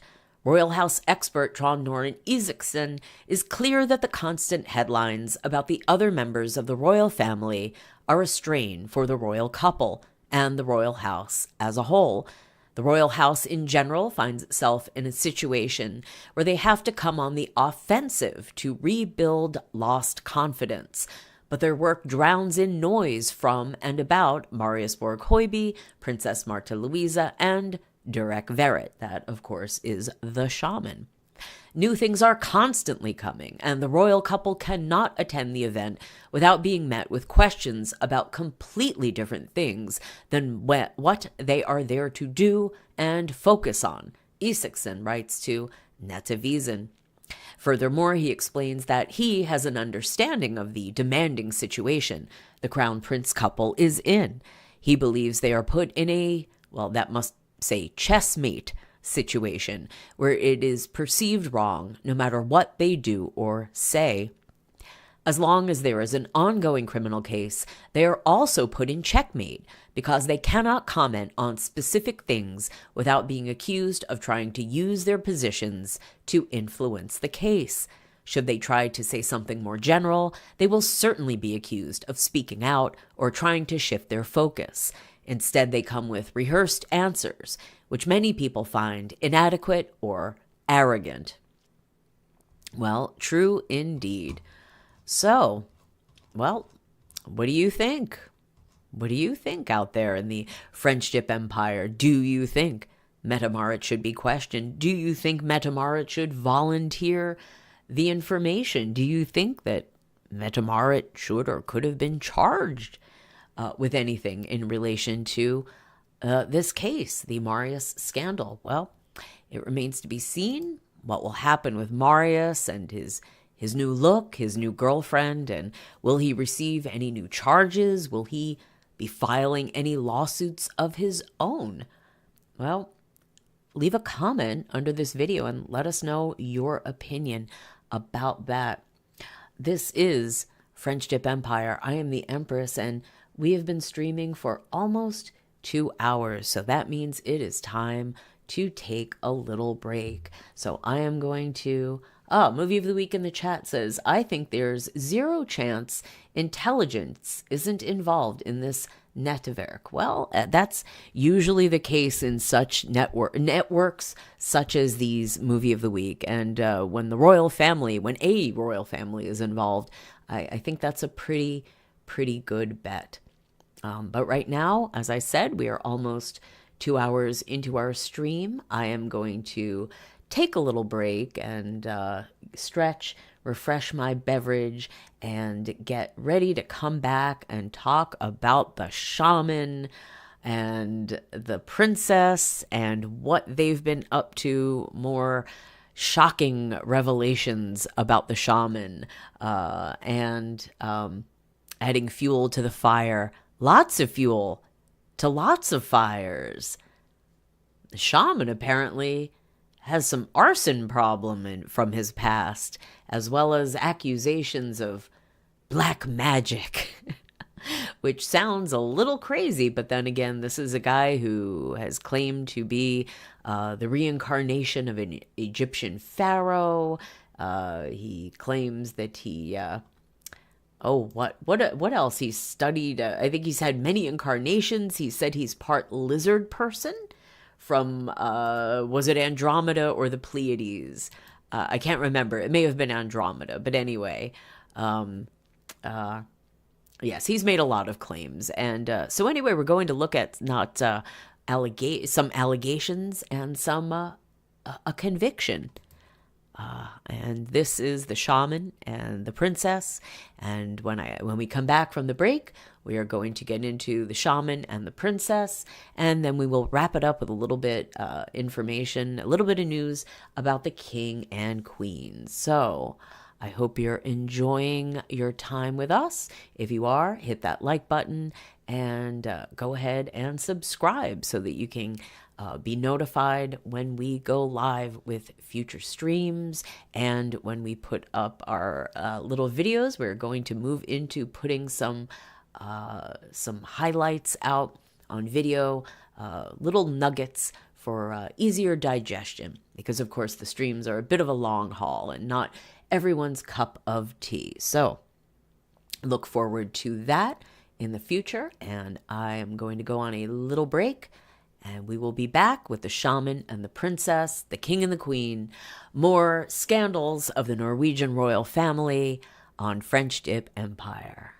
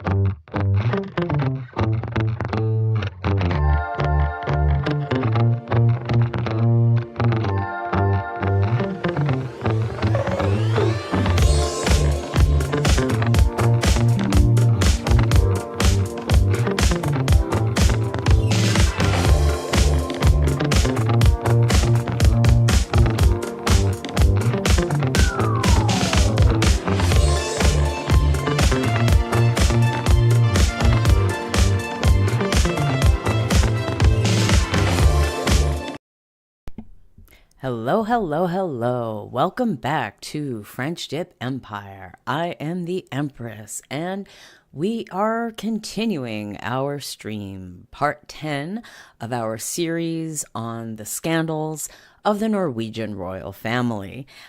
First up, we had talked about the updates on the Marius scandal, and now we're moving on to the princess and the shaman. So this is Princess Martha Louise and her husband, Shaman Durek. And, well, they've both had their issues recently. Most of their scandal has, well, at first it was a lot of issues with the shaman's shamanic claims. Then there were a lot of issues with their wedding, which was seen as quite the cash grab. And then, well, Martha's had some financial issues, but that's a little bit low-key compared to the shaman, who had some spicy allegations against him. It's not just Marius, who is accused of being inappropriate in intimate situations. The shaman has had some accusations against him that he has gotten inappropriately spicy with some people that he was supposed to be spiritually healing and cleansing. And for some reason, Eric from The Grind and Real World from MTV, if you remember back in the day, he apparently has gotten into the New Age yogi, shaman, etc. business, and he has been in the milieu of the shaman. Apparently, they knew one another from back in their entertainment days. The shaman coming out of the world of entertainment, having been a model, actor, and dancer, multi-talented, a triple threat. Now, I suppose a quadruple threat, adding shamanic abilities to his magic bag of tricks. And the shaman apparently is involved in what is termed white magic, but now there are accusations of black magic, and these terms merely not meant to be in any regard other than saying good and evil, I suppose. The left-hand path, the right-hand path, or I suppose it's right-hand, left-hand. Anyway. So let's see.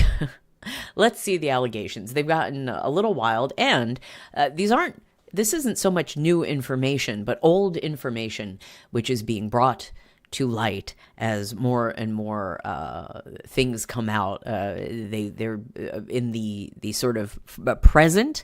They're digging up more things from the past. Okay, so it's kind of like the current legal battle between Blake Lively and Justin Baldoni. The longer that their current argument goes on, the more that there are attempts to bring things from their past back and say, oh, well, look at what this guy did. Look at what this chick did. Look at what Ryan Reynolds did in the past.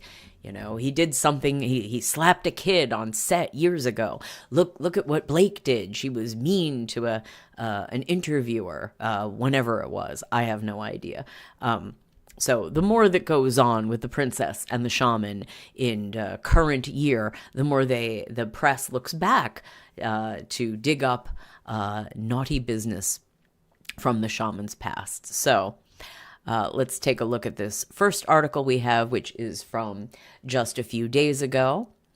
Martha Louise and Durek. He calls her Martha, the sort of American English, I guess, pronunciation. So maybe we should call her Martha. Martha Louise and Durek races against Look and Hear. And that, of course, is Se og Hør, the publication that we've been reading many stories about, or about the Norwegian royal family. They give the best, I suppose, coverage, the most constant coverage, if not the most well-written coverage. But Durek is fighting back against the allegations of abuse. I mean, it is clients who have crossed branches, and I think they mean crossed boundaries, not branches. So, of course, here again, Shaman Durek Verret and Princess Martha Louise. Continuing, last autumn, See and Hear published a major report in Sweden. Joachim Boström accused Durek Verret, 50, of S.A. inappropriate, spicy, intimate encounters. And we covered this in detail on a previous stream. The father of two, that means Boström, thought he had been manipulated by Verret, and that he, among other things, was felt in the crotch. In an article at VG, I don't know why it says it's hitting the 50s hard back. I think it means in a Verdensgang article, I think they mean that Verret is in his 50s and he's hitting back hard. Verret is clear that the charges are not true and that he does not accept such false accusations. I had never heard of this before, and suddenly he is in the press and claims that I have subjected him to an SA. I'm keeping the language clear for YouTube and for the purposes of our general audience. Anyone who may be sensitive to such things, or if you have people in your environment who might not want to hear all this kind of spicy talk, I'm going to keep it clean and I'm going to use euphemisms. So, proceeding. So yes, this is the shaman talking to Verdensgang, and says at the same time that the charges came as a surprise to him. And this right here is Joachim Boström, the man who has made these allegations that the shaman had touched him and acted inappropriately, intimately with him in a spicy way when he had sought spiritual counseling from the shaman. Continuing, the 50-year-old, meaning the shaman, says he has never had any spicy, intimate relationship with his clients, but admits to having crossed a line when he joined a client on a date. Quote, and this is the shaman speaking, I have been in the healing environment since I was 16 years old. If I was an SO, a spicy, intimate offender, why hasn't a single other person filed a police report or brought charges against me? Okay, fair enough. As far as I know, as far as we know, there have been no actual criminal charges filed against the shaman. True. Continuing, the 50-year-old says that he has not broken any boundaries with his clients, but that it is rather them who have done it to him. At the same time, he denies that the balance of power is queer, claiming that both participate equally in shamanism. I'm not sure what that means. The balance of power is queer. That's a little hard to understand, but I think they just mean that both he and his clients are involved in this action. I don't know. Verret further tells VG that what See and Hear have done with him has influenced him, his wife, and kids, and describes it as abominable. This apparently Martha agrees with. The press, I think that means say anything, as long as it's negative, without checking whether it decides. I think that means whether it's true, without concern for us as a family. But that's enough now. Shortly after, it's See and Hear, Sehor, whatever, report was published, Boström chose to report Verret. This review has now been dropped. The editor in charge of See and Hear, Ulf Andre Andersen, emphasizes that the case of Durek Verret has a strong public interest. The most remarkable thing about the interview is that it seems that Durek is blaming the clients. Or, I will show that we have published reasons why we print these cases earlier. Okay, that's a little bit awkward English, but We're going to read a follow-up article that is an op-ed, I guess, a statement from the editor, Anderson. And it makes me kind of feel that they have more information that they would like to produce. I think they're dripping it out like a drip coffee maker, drip drip. I think they're drip dropping the information out and kind of teasing things. I'm not entirely sure why they would hold back everything, what they're trying to get out of that. I mean, I have thoughts. Perhaps you have thoughts.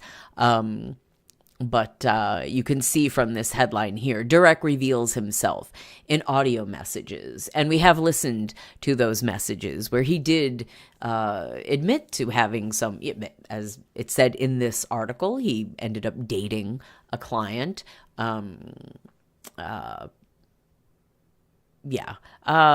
would recommend you can go back and check the past stream where we went into it more in depth. However, this article does have a couple embedded videos of the shaman speaking, and this would be in English. So I'm going to pull up the actual. Oh, whoops. We don't need the archive link again. I'm going to pull up the actual article, and then we will be able to hear the shaman speak for himself. Okay, I'll put that back in English. And I think Joachim is speaking in, Norwegian or Swedish. And so I'm not going to play that, but let's try this. And again, I apologize. This might come in a little hot, a little loud. I will turn it down if it is too loud, but just get ready in case it's a little loud. I en samtale over talemeldingen med sin daværende venn Eric Nies innrømmer Shaman Durek være. There you go, Eric Nies. That's Eric from MTV. MTV's Eric. He's the Shaman Durek whistleblower in this situation. So, yes, I understand there's a little Norwegian spoken here by the journalist, but we will get to the shaman in a second. Seksuell kontakt med sine klienter. And you know what? And I'm glad that those things happen with, and because I told him, it's helped me to look at some things in myself of where I don't have boundaries in certain areas where this world wants boundaries, and I get it. I don't have boundaries in areas where this world wants boundaries. You mean like legal boundaries, criminal boundaries? No bad touch where the bathing suit touches kinds of boundaries. This world, as opposed to the other, the spiritual realms where it's okay to grab your client's junk because you feel, inspired by the spirits. No. Okay, that's creepy, right? Danger language, right? Red flag. Okay, creepy. Let's go. This is the shaman speaking for himself. Here we go, continuing. But that's not what I do with every single client. I spend most of my time empowering the world and speaking to the world and talking about major issues and world issues like I'm doing in Norway right now for the homeless people and for a lot of people. So, no. Okay, so if you speak in favor of helping the homeless and you spend most of your time, involved in spiritual and good matters, if you occasionally, every now and then, once in a while, violate the boundaries with a client, you're to be excused? Is that how it works? Oh, and if you can't tell, it's blurred up here. But yes, these were voicemail conversations or messages that the shaman left for Eric Nies, formerly of MTV's The Grind and The Real World. And you can kind of see up here the blurred out images is the shaman on the left, and that should be Eric on the right. And it should say something like Shaman and Eric or something like that up there. But here you go. He was the, yes, I'm calling him whistleblower, but he is the man who outed these recordings to the Norwegian press. So here's more of the shaman speaking for himself. That's not what I do that's not the makeup of who I am. That's how you want to paint me because you want to find things because you want to be like the person who's like, you're a hypocrite, you're not who you say you are, and all this kind of stuff. And that's what you like to focus on. That's okay. You can focus on those things, my love. That is okay. Well, okay, we have permission from the shaman to focus on those things, and so we will. We are. And here is another recording of the shaman. So let's play that. I en samtale over talemeldingen med sin daværende venn Eric Nies innrømmer Shaman Durek ved rett seksuell kontakt med sine klienter. If you really want to know each and every situation, one was this guy in New York City who came and had a session with me. And at the end of the session, he left and came back and asked me to have dinner with him. And I said, I don't do that. I shouldn't do that. It's not okay. And then he goes, come on, I know that you have this whole thing but I would love to have dinner with you. And we went out and had dinner, and he came back, and we laughed, and we watched movies, fell asleep, woke up in the morning, and we ended up fooling around. And then he got back together with his girlfriend, and then said that he told his girlfriend what happened between us, and his girlfriend tried to say, well, he's a shaman. He probably lured you with powers and all this kind of stuff. And so that was... So the girlfriend is totally on board for this. Like, well, he's a shaman, and therefore that's true, and that's real, and he has genuine powers that can make you have a same-sex encounter with him, despite the fact that you have a lady friend in your life, a girlfriend. This is, I would imagine this would be one of the more awkward conversations. Sorry, honey, I cheated on you with a shaman. That's okay, honey. It's not your fault. You must have done so because he hypnotized you.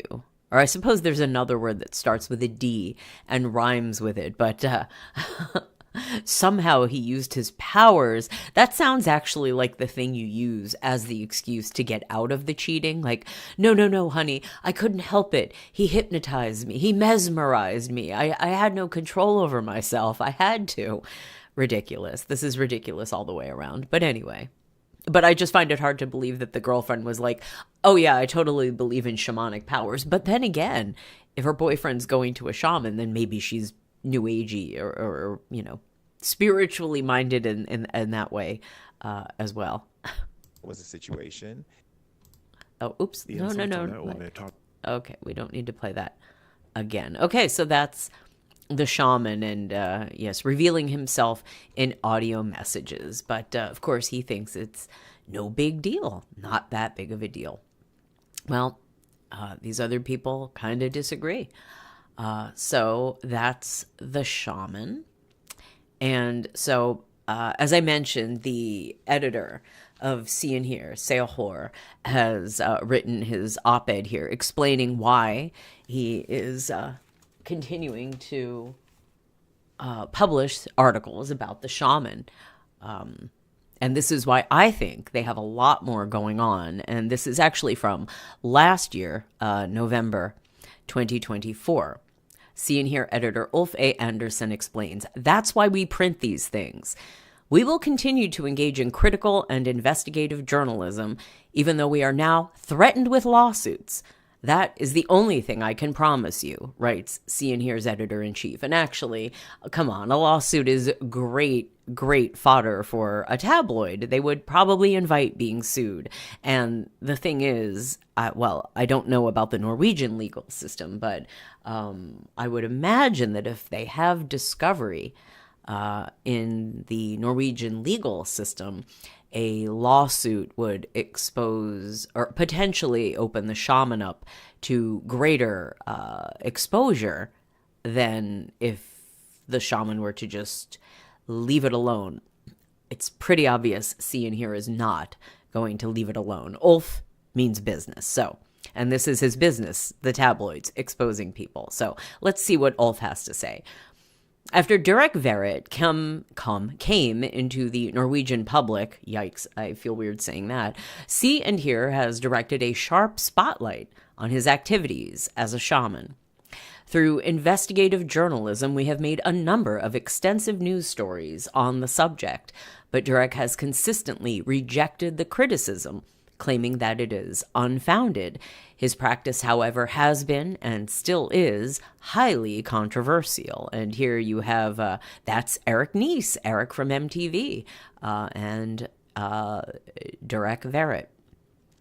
Last week, Swedish Joachim Bostrom appeared in See and Hear, and of course that was last year, in November 2024, told about what he had experienced as an abuse of the shaman.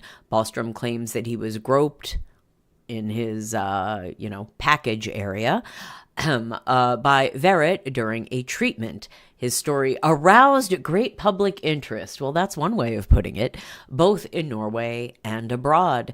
Durek Verrett denies these claims via his press spokesman, who at the same time points out that the shaman's clients must sign an agreement in which they consent to physical touch, including touching the armpits and, it says step. I have no idea what that is supposed to mean, but I have a feeling they're actually trying to say the groinal region, if you will, before they have a session with him. And yes, when we read, I believe it was the Vanity Fair article about the princess and the shaman, it mentioned these NDAs and how he had required, or maybe not an NDA, but the agreement where they also not only agree that he can physically touch them, but that they are not allowed to touch him,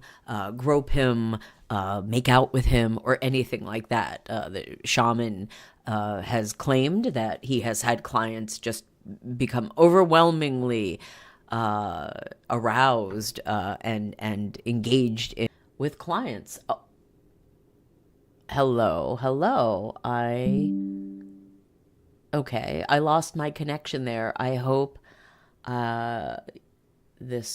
you can still hear me and I'm still coming through. I really have no way of knowing if that dropped out, if that caused a problem. It looks like everything's okay from my end. All right. Well, I will keep going. All right. Movie of the week. If you are still in the chat and still listening, let me know if we dropped out at all, because it said I lost my connection, but everything looks okay. Okay. Well, let's keep going. I will repeat this. Today, we can document through voice messages we have obtained, and some of whom, which we've listened to just now, that the shaman admits that he has had spicy, intimate contact with clients. And here is Joachim, the Swedish Joachim, as they keep calling him, and the shaman over here on the right. Although they should have signed, meaning that they did sign his agreement saying that he can touch them in the crotch, this raises an important debate. Is this not the exploitation of vulnerable people in a relationship of trust? And the really difficult thing, and this has been mentioned before by there's some kind of Norwegian association of spiritualists. It may even be called that. We discussed this in a prior stream about this topic, and there's the shaman is not a licensed shaman or spiritualist, if you will, and therefore there is no professional code of conduct that he has signed up for. So if there are any allegations made against him, or if he has any problems with clients, there's really no, a doctor, for example, a medical doctor, or, a therapist, a psychologist even, who is not an actual medical doctor, but a PhD, not an MD.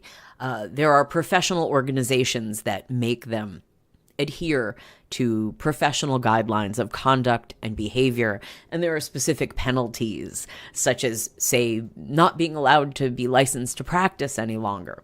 And that would send up a red flag to anyone who might, if you continue to try to see clients, you're not licensed, that's a problem. But with shamanism and spiritualism, that's not really a thing, although it could be, but the shaman is not part of any professional organization or association that would hold him to any of those standards. So the only thing that is left after that is the legal and, criminal justice system. And of course the tabloids. So that's where we are right now. Continuing the article, or the op-ed written by the editor of this magazine. In the article about the shaman's audio messages, we reproduce words and phrases that we otherwise are very careful about using. But this time, it is necessary to document the whole story.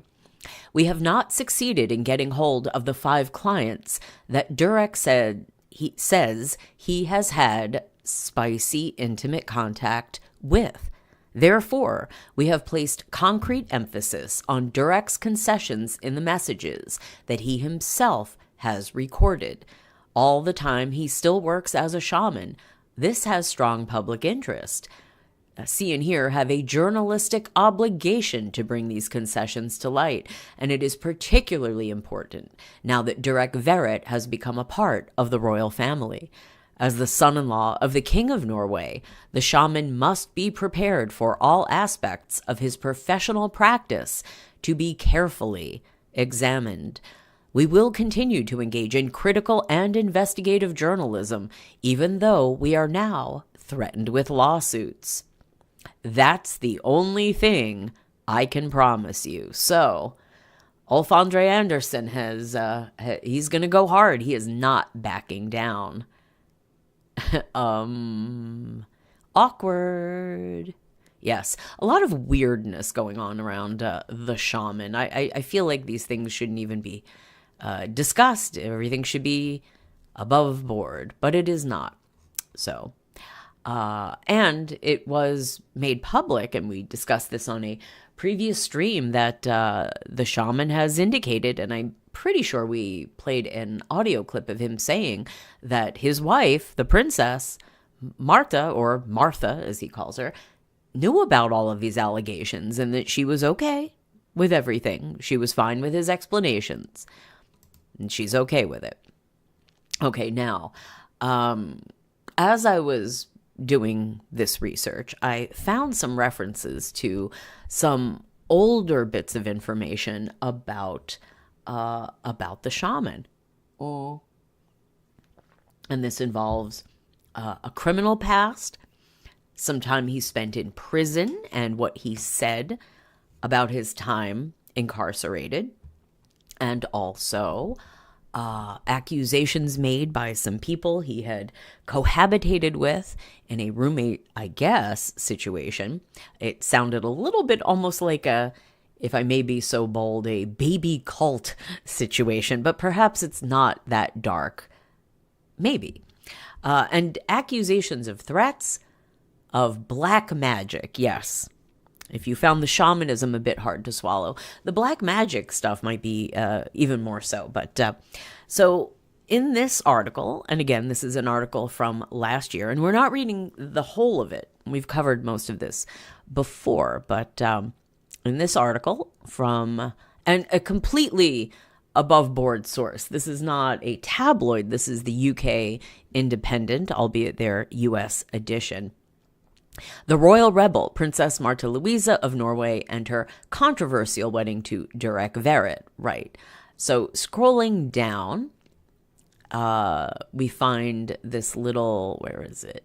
Okay, just this quick little paragraph. Verrett, however, also has a criminal past. In 1991, he was convicted of felony arson and trespassing after organizing an illegal party in an unoccupied house, sounds like a rave, that was set on fire, and was sentenced to 5 years. Wow. Well, a felony conviction. I don't remember, I've seen controversial, I've seen shaman, I have not seen convicted felon mentioned in the headlines of the princess and the shaman's relationship. And another, this is from the Tatler, And this is also from last year, 2024. And as you notice, they're using similar photos. And scrolling down, again, not reading the entire article. We've covered a lot of this in the past. Here it is. And again, they say in 1991, Verrett was convicted of felony arson and trespassing and sentenced to 5 years imprisonment in California after he illegally organized a party in an unoccupied house that was set on fire and burned to the ground. And that's a serious fire if it burned an entire house down. In 1993, after he was released from prison, so obviously if he was sentenced to 5 years, he did a lot less than 5, no more than 2. Verrett was arrested on 3 separate occasions and charged with crimes including trespassing, theft of services, and fare evasion. That sounds like jumping the turnstile at the subway, for example. Or I guess fare evasion could have been a bus. He also he has also had charges of domestic abuse leveled against him. Okay, now, and as far as I know, the shaman has not threatened to sue the Tatler. The shaman has not threatened to sue the Independent. So I am assuming that this is completely legitimate and factually true. And if you actually go and look on the shaman's Wikipedia page, the Wikipedia page has this information as well. And his own Wikipedia page says, I think there's a subheading for it, that his people, his, what do you call that, reputation managers or what have you, have been cleaning up his wiki article. There's been apparently some aggressive editing on his Wikipedia article such that the Wikipedia editors noticed and have fought back and have commented on it. So I'm assuming that they are probably pretty annoyed and watching his page pretty closely to make sure that things don't get swept off of it, that the incriminating things, and probably working hard to make sure that the most damaging information stays, to be quite honest. That's what it looks like, because the shaman's Wikipedia page has been evolving at a very rapid rate with more and more information about his allegations and basically anything naughty or negative that he did or is accused of. They are growing his Wikipedia page, it feels like, by the day. So, and they have in the sources section the actual legal cases cited for some of the information on that page. And I think this article that we are about to read goes into some of that, because I did mention the black magic. So where does the black magic come in? It comes in this dispute he had with some roommates, and I think that's mentioned in this one. So this is a German, or an article from a German source. And let's scroll down to there's Martha Louise, the important part. Here we go. Princess Martha Louise, her boyfriend, of course now husband, spent about a year in prison. And these are quotes from a podcast that he was on. I came into conflict with the law. There was an abandoned house nearby, and I organized a party there because my father didn't let me have any parties at home. I like how he's already justifying his inappropriate behavior. Just because a house is abandoned, it doesn't give you the right to trespass and utilize that house. And furthermore, just because your father says you're not allowed to have parties, that doesn't mean that you're allowed to find a way around that. Your father said don't have parties at home. So you listened to him by half doing what he said. Don't have parties, but only at home. Okay, so I went and I trespassed and broke the law. Right. Okay, that makes no sense. But notice the language. I came into conflict with the law. Not I broke the law, but he did break the law. It wasn't a conflict with the law. There was an abandoned house nearby, and abandoned. Abandoned doesn't mean not owned. It could just mean unoccupied. Again, doesn't give you the right. And abandoned for how long? A day, a week, a year? Not your property, not your decision. Organized a party there, and not his fault. It's Daddy's fault for telling him no. Continuing with the quote. Now again, pay attention to the language. It's very telling. Some older teenagers showed up at the celebration, writing their names on the floor with pure alcohol and lighting. It says him. It obviously means them. The flames spread, and we could no longer extinguish them. So the whole house caught fire. So it's not his fault. It was older kids that showed up. Although, okay, this says it happened in 1991. I'm pretty sure the shaman was born in 1974. So am I doing the math correctly? He would have been about 17. Let's say 16. He may not have had his birthday yet. I believe his birthday is at the end of the year. So let's give him the benefit of the doubt that this was like a summertime party and he was only 16 at the time. Older teenagers would just be 17, 18, 19-year-olds. It's not like older teenagers, like he's a 12-year-old, like a 13-year-old, and a bunch of older kids, 19, big, mean 19-year-olds came in and took over his party. And started doing heinous things that caused a bigger problem. Well, now I think we understand why Dad said, don't have parties at home, because parties at home would have ended up with the house being burnt down. But again, it's not his fault for having the party. It's not his fault for either inviting the older teenagers or not failing to prevent them from coming to the party, failing to prevent them from acting inappropriately, and then, of course, failing to prevent the fire. The teenagers showed up. They just showed up at the party that you were having. They did this thing. The flames spread, and we couldn't control it. So the house caught fire, not we set fire to the house. I mean, okay, maybe he didn't light the booze, right? Still.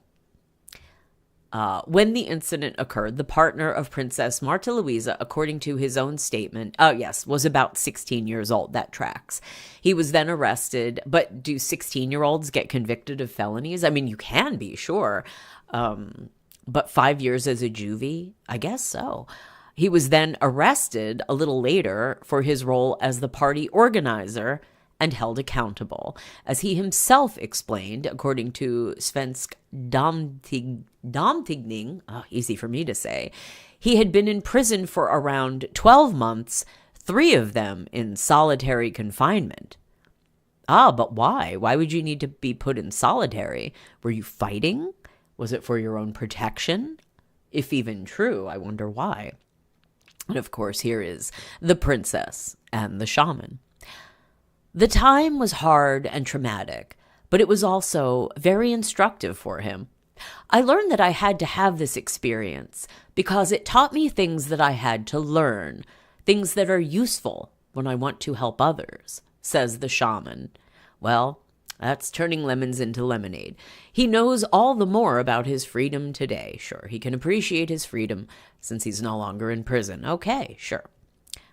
But, little youthful mistakes. I suppose everyone's made them. If he was a mere teenager, we can understand. He made some bad decisions. Of course, the accusations that have occurred since he's been well into his adulthood, maybe not so understandable. So now we get to more fun. Black magic. Or I guess we would say bad magic as opposed to good magic, helpful magic. So this is actually rather old. It's 2019, but these allegations, not the ones that are most repeated, but very fascinating. And this is, just very silly. Accusing a shaman of black magic is funny to me, and perhaps to you. So this is Dagbladet, the I guess Norwegian outlet, and the headline is Martha's boyfriend accused of threats, harassment, and black magic. Princess Martha Louise's, it says girlfriend, obviously boyfriend at the time, now husband, Durek Verrett, and his male ex-boyfriend, that is accurate, were sued in 2011 for harassing and threatening unaliving and black magic. One of those I would actually be concerned about, the other not so much. And I don't think that that's a crime, threatening to use black magic against someone, to the best of my knowledge, not on the criminal law books, but let's read the article. It has stormed around Princess Martha Louise and her new boyfriend, of course, now husband, Shaman, and they put it in quotes, Durek Verrett, since the relationship became known. Verrett has endured a number of critical questions about his alleged abilities. Princess Martha Louise went hard on Monday night. During coverage of the pair during a lecture in Stavanger. According to a 2011 lawsuit, Verrett has taken advantage of his role as spiritual advisor against a former homeowner.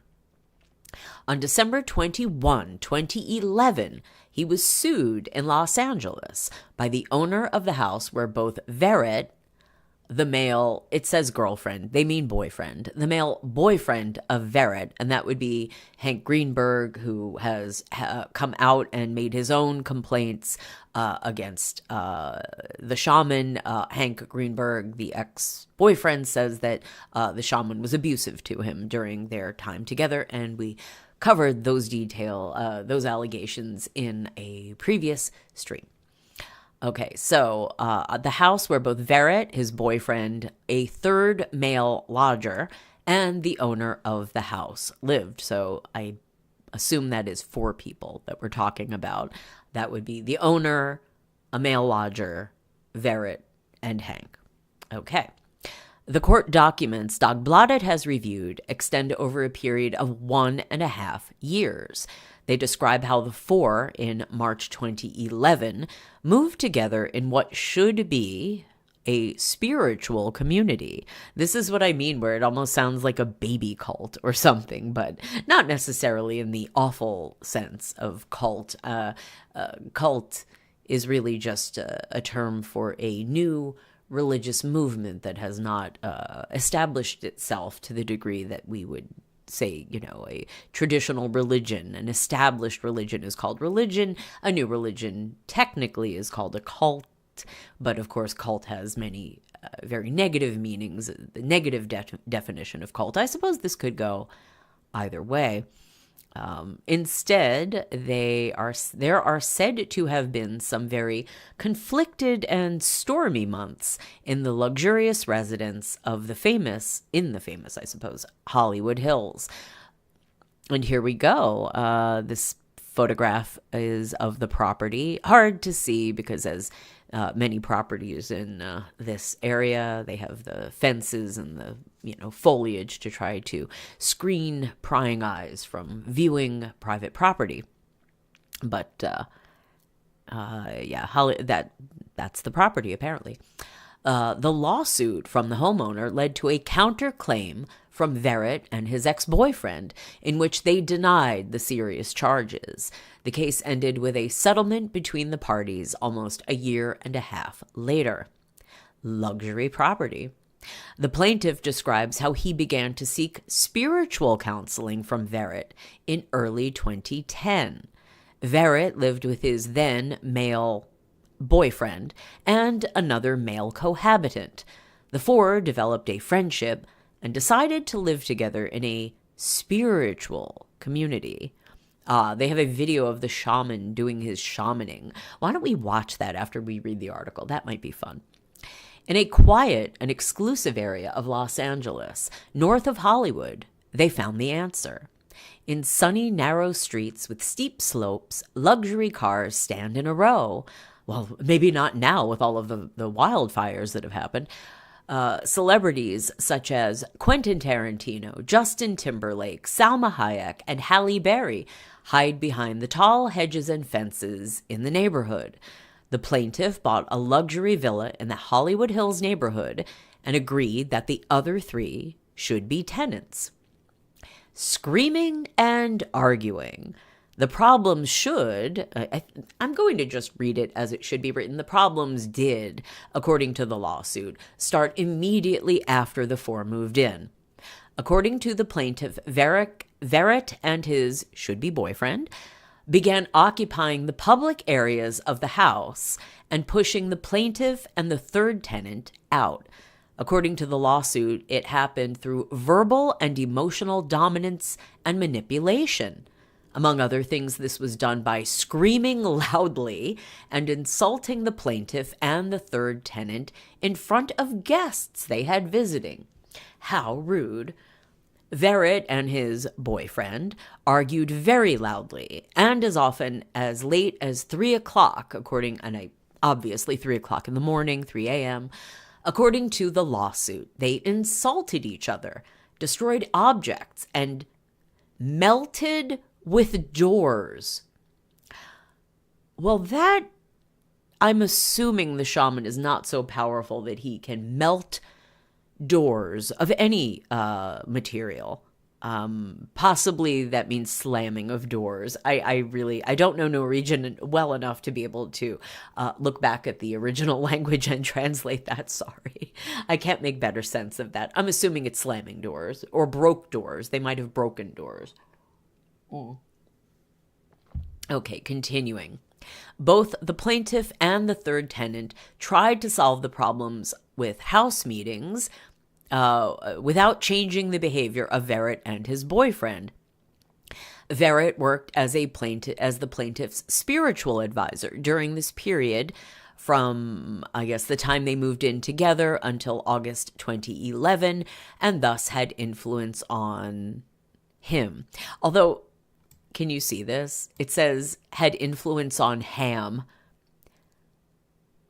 If he had influence on ham, I'm not really sure. Could he make it cook faster? If you had a leg of ham, a ham leg in the oven, could he make it cook more quickly? I'm not sure what influence on ham means. But obviously it's a mistranslation. Obvious influence on him, but influence on ham is pretty funny.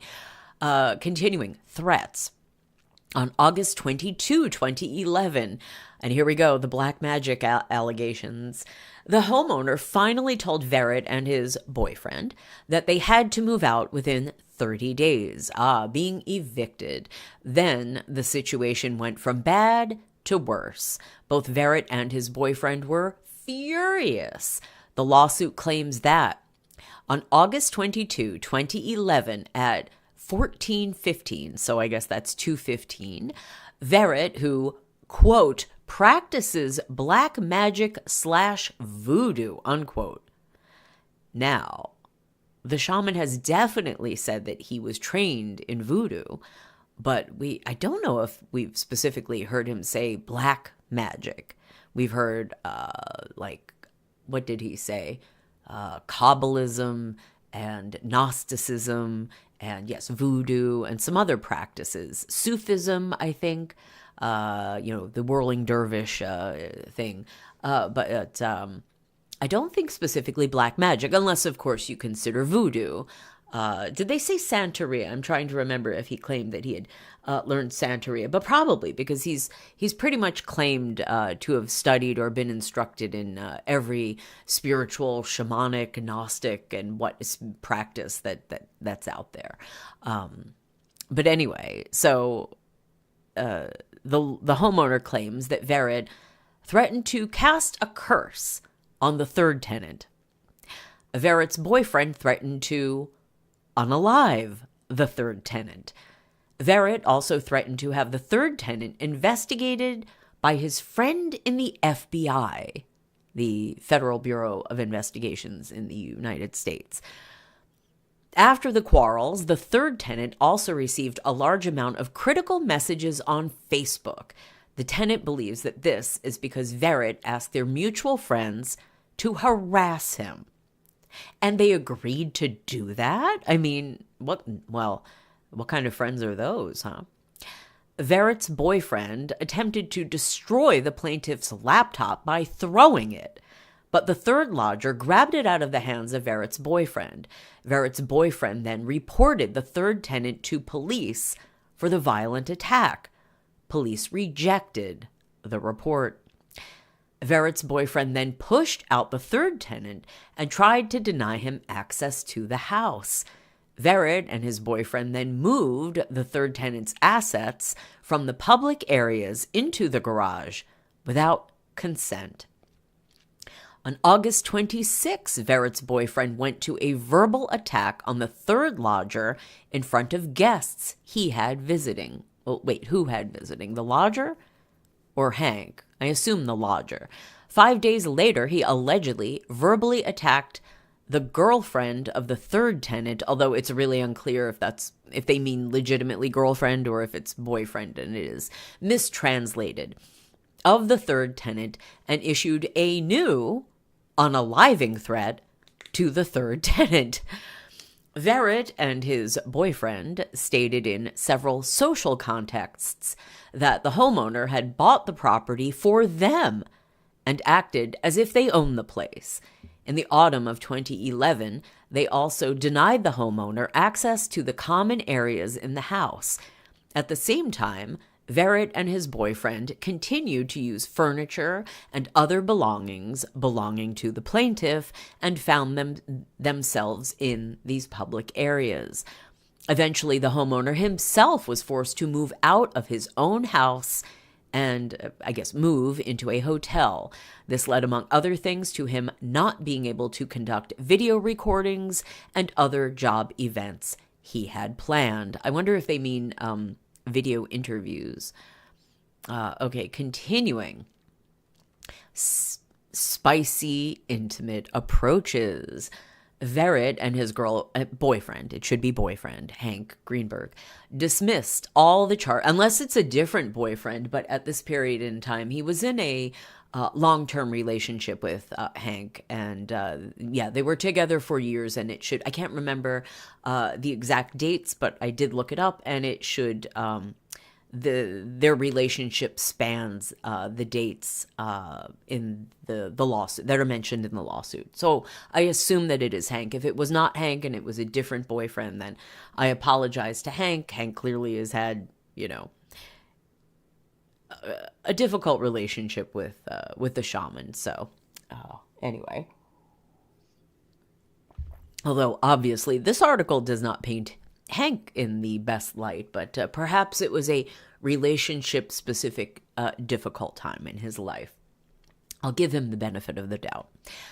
So, spicy, intimate approaches. Verrett and his boyfriend dismissed all the charges in the lawsuit, claiming that there was no factual basis for them. On May 17, 2012, the Norwegian-minded shaman and his ex-boyfriend responded with a counterclaim, so they countersued. Here, the couple writes that they lived in a peaceful, comfortable, affordable, and rent-controlled property. Oh, okay, it's Silver Lake, in the Silver Lake area of Los Angeles. I'm trying to recall, 2011. I remember at the time, once upon a time, Silver Lake was kind of funky, affordable, interesting, and then got a little trendy, hipstery, and then I assume, obviously, I haven't checked any real estate prices in some time, but I assume that Silver Lake is probably as overpriced and out of reach for many people as much of Los Angeles is at this point. Because, I remember long time ago, there were a lot of celebrities were moving in because it was sort of hip and funky and cool, but these were people with an awful lot of money. So I'm assuming that prices went up a lot. And probably, just as expensive as any Tony area of Los Angeles. Okay, continuing. Yes, moved into and rent controlled. I guess I'm a little shocked by that, but maybe I should not be. rent-controlled property in the Silver Lake area of Los Angeles when the two became acquainted with the plaintiff. Then they developed a friendship and discussed the idea of starting a spiritual community. How very spiritual, where they're all arguing and yelling and slamming doors and threatening black magic and unaliving on one another. How spiritual. Sounds like the kind of spirits that come out of bottles, and I mean by drinking them, not the kind of spirits that you communicate with via, a Ouija board or a seance. A spiritual community where they could offer therapy, spiritual and holistic healing, and other services. Verrett and his boyfriend then tell how they together found the property in the Hollywood Hills. Oh, I see. They were living in Silver Lake. They moved to the Hollywood Hills. Okay, that makes more sense. And that plaintiff quite suddenly decided to buy the place on his own. Or are they saying, yeah, okay. Yeah, they moved from Silver Lake to this other property. That makes more sense. Then they believe the plaintiff should have waited. Oh, they believe the plaintiff waited and waited to give them a written lease, despite assurances in advance that they should get this. But now they had already abandoned their residence in Silver Lake. As soon as they moved in together, several problems should have arisen, according to the objection. The repeated postponements of getting a written agreement ended with the homeowner refusing to give them the contract they had agreed on. The homeowner made unwanted, spicy, intimate advances against Verrett and was very hostile and disrespectful to his boyfriend. This pattern is said to have been reinforced when Verrett rejected the approaches. The homeowner has had an exaggerated, irrational, and emotional overreaction to Verrett's complex health problems. And they don't really explain what that means. Definitely, the shaman has claimed that he has had an organ transplant, and Hank has supported this. And one of the shaman's sisters has supported this. Other people have cast doubt on whether any such procedure actually occurred. I won't go into the details of that. I do know that there was money raised for the shaman's medical recovery at the time. And this was while he was with Hank. But people have questioned whether he really had a transplant and the details, things he said about his medical condition when it occurred. He's claimed that it occurred, the surgery in his childhood. He has also occurred that it occurred in his adulthood. But as recently as this past Christmas time, 2024, it was reported that the shaman had been, I believe, on dialysis. So he's at least sticking with the story that he has some kind of organ trouble. Whether this is true or not, I don't know. And whether or not that is the complex health problems mentioned in this article, I can only assume that's what it is, but I don't know for sure.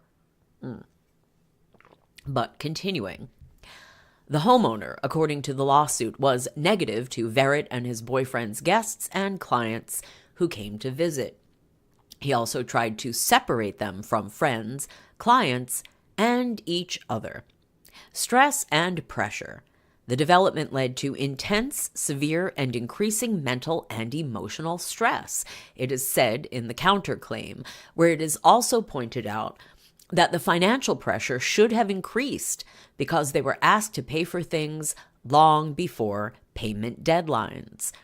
In August 2012, the homeowner dismissed all the charges in the lawsuit. That's weird language because usually a lawsuit being dismissed, it's by the court, not by one of the parties to the suit. I think what they mean is that the homeowner dismissed the charges in the sense of he said, no, not true. I didn't do any of that. He disputed all the charges in the lawsuit. Continuing, He had then demanded over 2 million kroner in compensation from Verrett and his ex-boyfriend. So doing the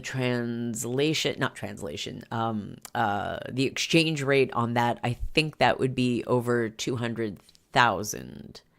Is that right? Yeah, I think that would be right. $200,000 in American money. According to the homeowner, they entered into an oral agreement that Verrett and his boyfriend would pay $2,667.67, about 24,000 kroner a month, while the third tenant would pay $1,333.33, about 11,700 kroner. This would go to cover the homeowner's total monthly expenses of $10,000, about 88,000 kroner. And here's another image of the Hollywood Hills residence. That looks lovely. I like the trees and the flowers. Very nice. And it says the residence in the Hollywood Hills celebrity neighborhood is very luxurious and eventful. The villa has 2 large bedrooms with their own bathrooms on the second floor. On the ground floor, there are 2 living rooms, kitchen and dining room, as well as a terrace. On the lower floor, there are also bedrooms and living rooms. So 3 floors? Okay. In the garden in front of the house, located on a slope, if that's the front of the house, it doesn't look like it has much of a garden or slope.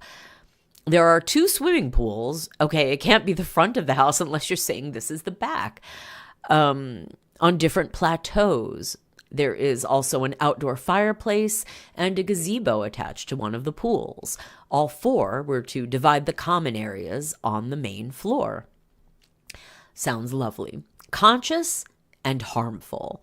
In the lawsuit, the homeowner demanded $100,000, about 880,000 kroner, in redress for non-rental payment, hotel costs, and lost earned income.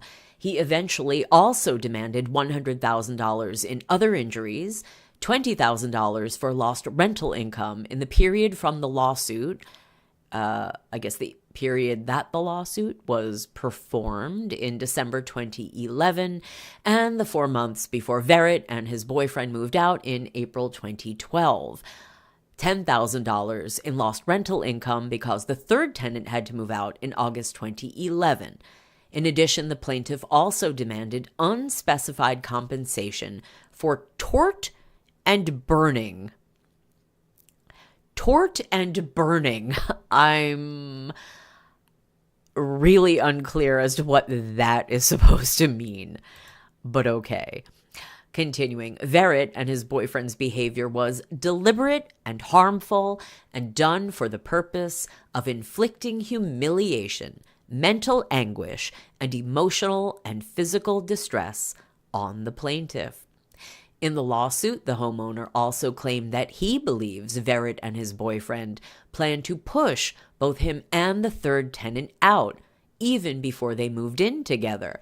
Oh, this now makes me wonder about squatters' rights in California. I know there can be a really big, in lots of places, but I believe I've seen this before in California where there was a case, I think up by San Francisco somewhere. I thought it was in Northern California, where a man had a luxury property and he had, I think, a main home and a guest home. And he was renting his guest home to a woman who moved in and then, I think, filed lawsuits against him or something. And it basically became like a squatter situation where she would not move out and then was arguing that he wasn't providing proper housing for her I can't remember what the reason was. Like, he wasn't keeping up the property, but I think he was not keeping up the property because he was trying to get her out. But you can't if it's a tenant, but then if it's a squatter, it gets into like weird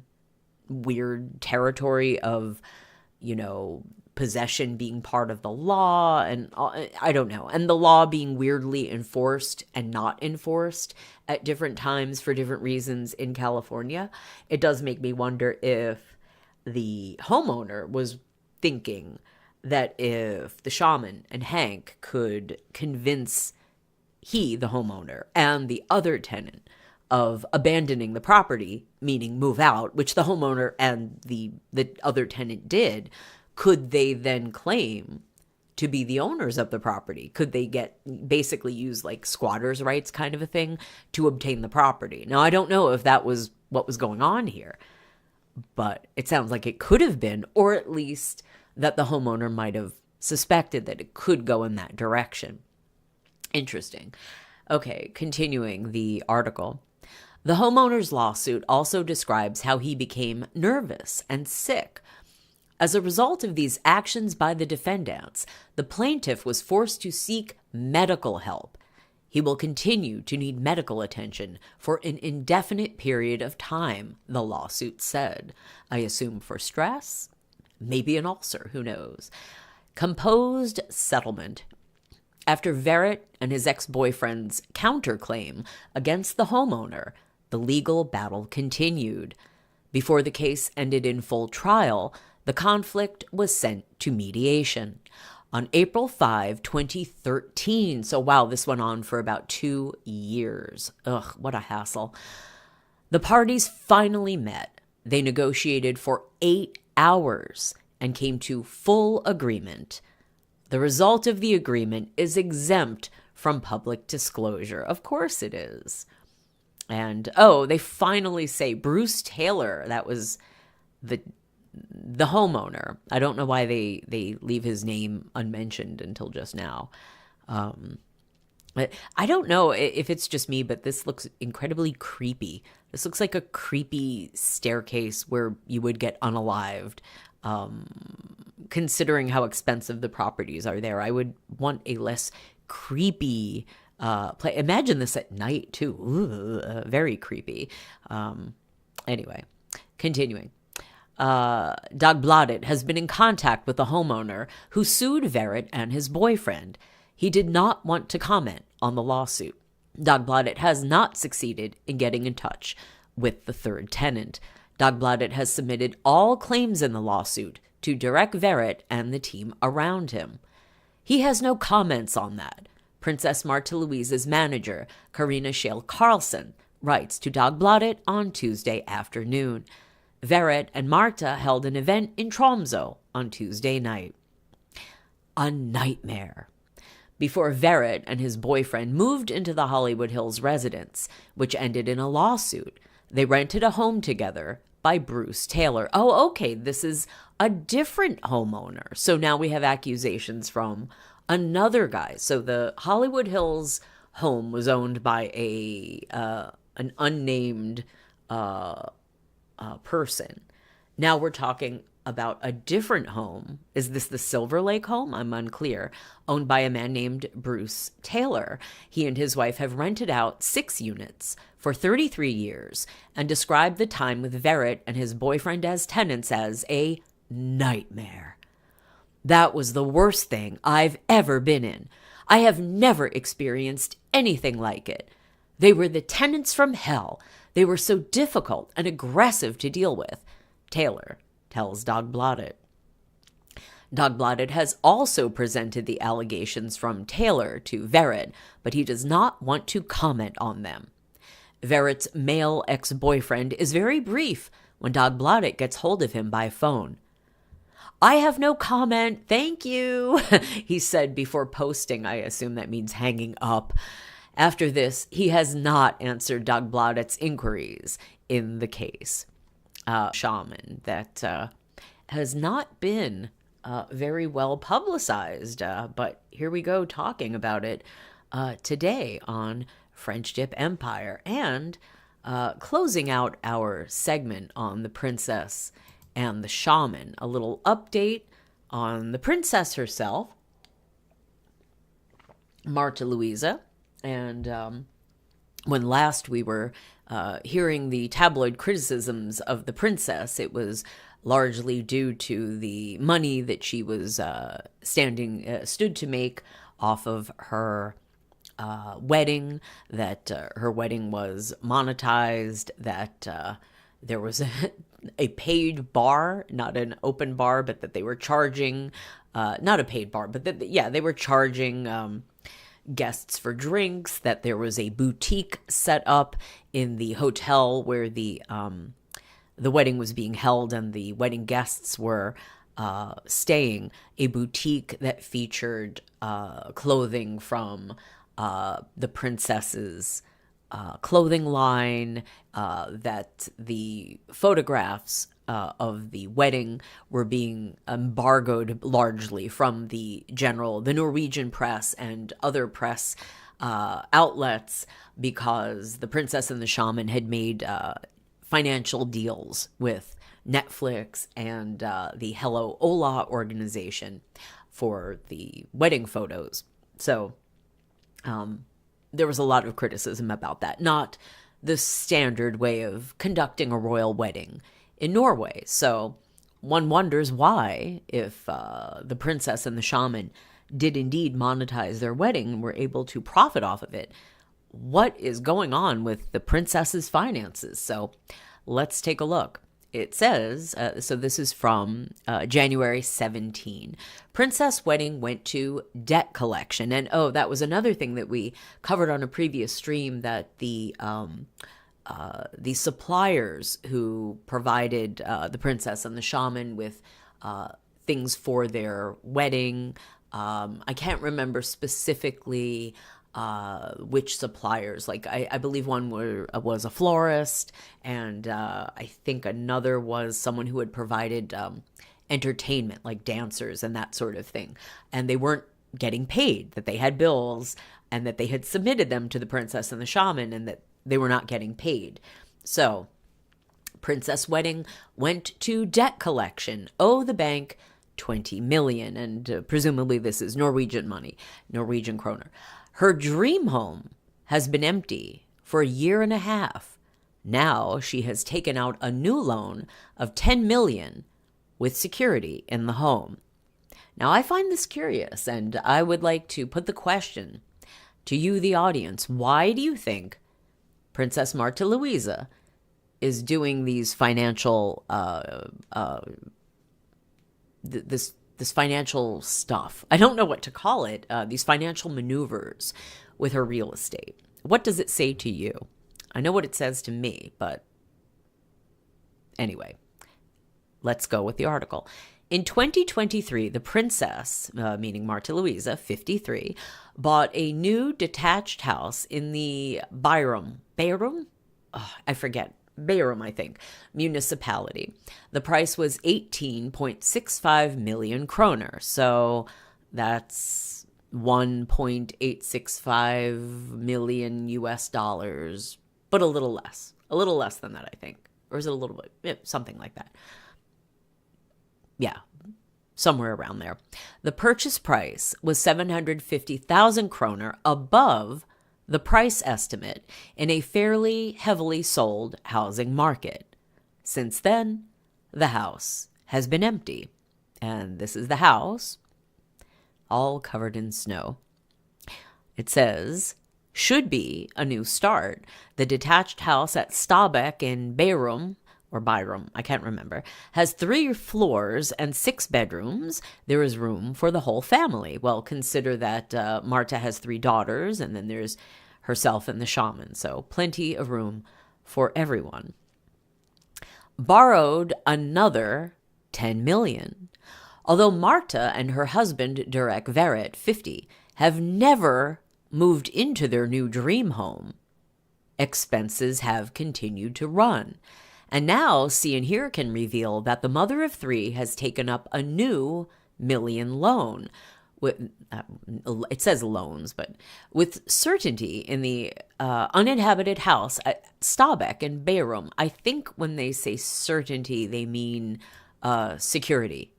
Like it is secured, a loan that is secured by the house, the value of the house. Okay, continuing. According to the publicly available basic book, the princess took out a loan of 19 million kroner in Handelsbanken as late as 19 December last year. confirming the loan. Statens Kartverk, which is responsible for registration in real estate and shares in housing cooperatives, confirms the notified pledge to se og hør, or see and hear. And here is a picture of the shaman and the princess, looking very overdressed for just walking down the street as such. And while I love the colors of this dress, I can't say it is the most flattering for the princess, at least not from the waist down. But it is a beautiful color. Okay, continuing.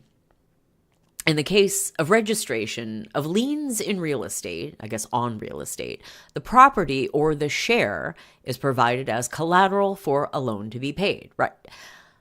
Look how they spelled her name. Martha. Princess Martha. It sounds like a Godzilla character. Mothra and Martha. Martha still lives in her magnificent residence in Broadveien, in Lommedalen, where she has lived since 2003. At the time, she paid 8.8 million for the magnificent property, which today is worth far more. The house was 250 square meters, but after the purchase, it was expanded by 180 square meters. In anticipation of the completion of the house at Stabekk, only Martha Durek and her youngest daughter, Emma Tallulah Ben, 16, are now based in the house. The princess's two oldest daughters have moved out. But here, too, the princess has taken out large loans in the million class. 3 pledges. And then it says, Winter Paradise. Princess Martha Louise's sheltered, splendid property in Lommedalen has a total of 5.7 acres of land. And in addition to the main house, has both a spacious garage, guest house in log, I'm not sure what that means, a log cabin, I don't know, and a writing room. Okay. At the beginning of 2012, the first mortgage was placed on the property in Lommedalen of 5 million kroner. But only a few months later that year, in July 2012, a new loan was taken out on the home, this time at 3 million. The last mortgage on the property was taken up just over a year ago, in November 2023. It was 2 million. Excuse me. In total, this means that the Lommedalen property is also borrowed with 10 million kroner. So I guess there's a total of $10 million in, I guess, mortgages or loans on the property, or at least supported by the property, backed by the property. Statens Kartverk states that no deletion of mortgages of the doubt here. And I hope I didn't get dropped out because I just saw that my connection went out again. Movie of the week, if you are there in the chat, or if anyone else can verify if my stream has dropped, or if anyone is actually able to hear me live. It would be helpful if someone could let me know at all. Hopefully you can still hear me, but I will continue, and hopefully... Okay, oops, I'm here, but you're lagging. Thank you, Movie of the Week. But when you say lagging, do you mean that there's, it's dropping out, it's blanking out, or, I mean, I can't hear what is going through to you. So does my voice sound choppy? What exactly is happening? And I know you're on a delay, so now I'm... Okay, thank you, Movie of the Week. Back. All right, so let's continue. All right, so it seems as though there is a total of $10 million kroner in loans taken out either on the property or at least backed by the property. I'm a little unclear whether they're talking about like a second and third mortgage, which is what it sounds like, or a separate loan, like a HELOC type of a loan. Oh, thank you, Movie of the Week. I appreciate that. Thank you.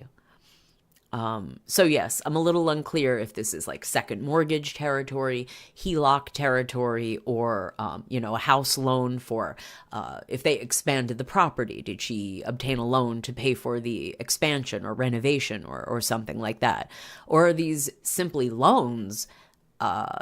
I'm wondering, and maybe we will find out as we continue with this article, is the princess getting loans to pay for her lifestyle, which would be dangerous territory to get into if one is taking on loans and buying an extra a second home, or I don't know that this is actually a second home. This I think might be a third home.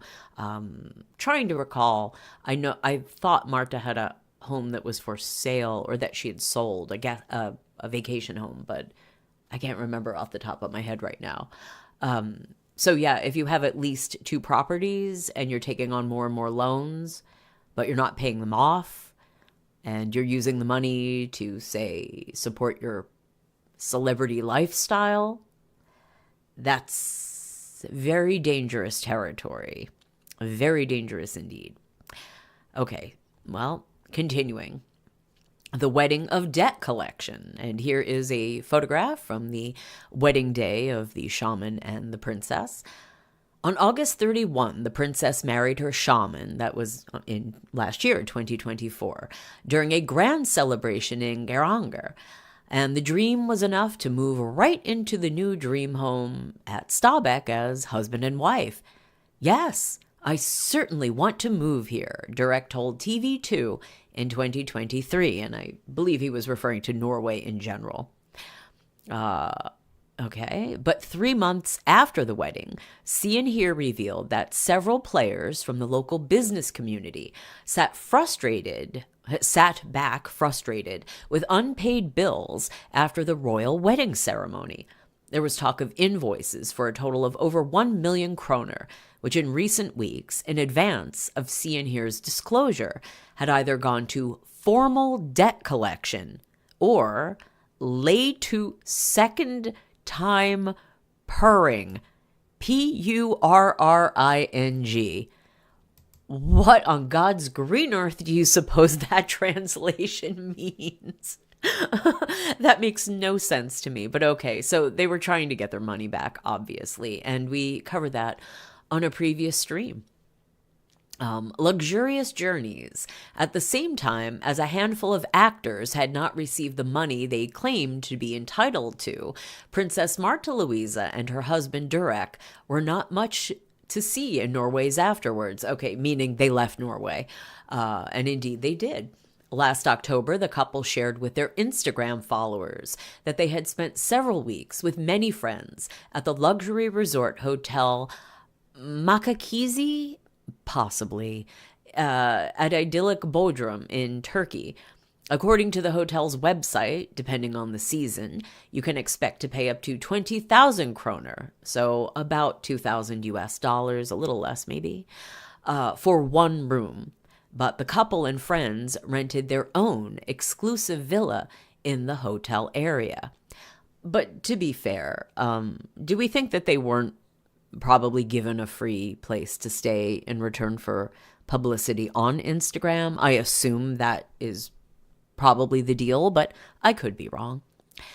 Later, Durek and Martha went on to party in Los Angeles and appeared at the luxury hotel SLS Beverly Hills, the Guru's Global Inclusivity Awards. And this is a photo from the shaman, as you can see on the right, and the princess on the left, wearing a lovely dress, very beautiful, in Turkey. After their wedding, I suppose, a honeymoon in Turkey.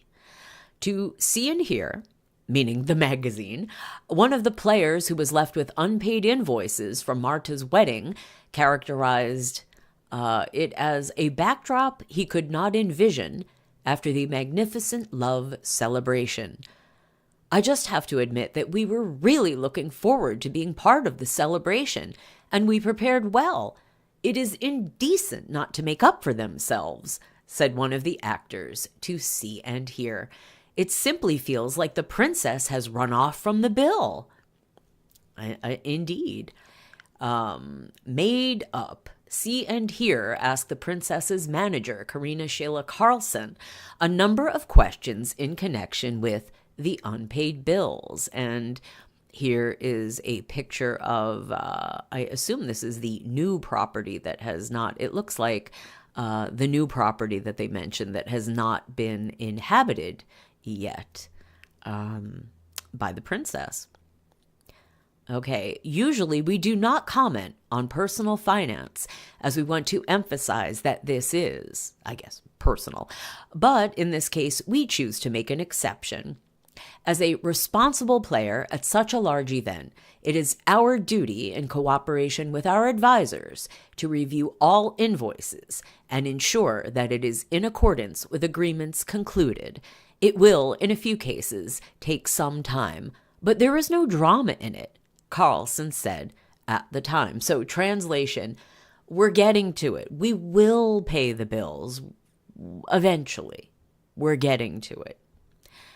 Continuing, after what See and Hear experienced, the bills today should be settled. And yes, from when we covered this on a previous stream, it seemed as if the tabloid outing of the unpaid bills was lighting a bit of a fire under the princess and the shaman to get the bills settled.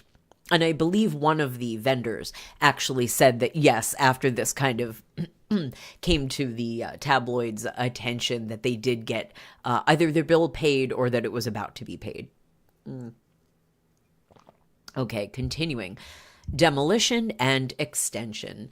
Martha and Durek's relocation process to the new Stabæk house has pulled out violently in time. I have no idea what they mean by that. And eventually developed into the cleanest residential nightmare. I have no idea what that means, but this is very colorful translation of language, isn't it? In March last year, meaning 2024, the princess applied for demolition and extension of the new villa. Okay, so a reno, I guess, building an extension.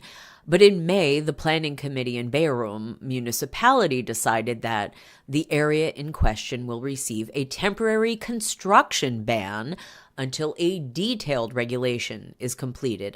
They want to see the plans. The local newspaper Budstikka wrote that at the time. And here is Martha in the home in Lommedalen. There's a portrait of the shaman and the princess. I like that he's up here and she is kneeling down at his feet. The royal kneeling for the shaman. And then that's one of her daughters there over the mantle. Okay, continuing. And in the same meeting, the politicians decided that the princess first gets to process her building application around or after the new year 2025. When See and Hear went to press, no decision had been made in the case. Now, therefore, Martha and Durek must live in uncertainty about whether the housing dream can be completed at all. So they have to wait to hear from the municipality if they have permission to do the construction work that they would like to do. And this is a photograph of Martha on the right here and the shaman at their pre-wedding party. And they are wearing, if you can see in this photograph, the pink with the white has little H's. The pink has white H's all over it. This is clothing from her Hest clothing line. So she and the shaman at their pre-wedding party are modeling her clothing line, which was set up for sale in the hotel. Okay. See and Hear were previously in contact with Martha's architect, Jeanette B. Jacobson, about the construction case, but she does not want to make any comments on this case. The princess's spokesperson, Karina Sheila Carlson, also did not want to speak out. Interest, shock.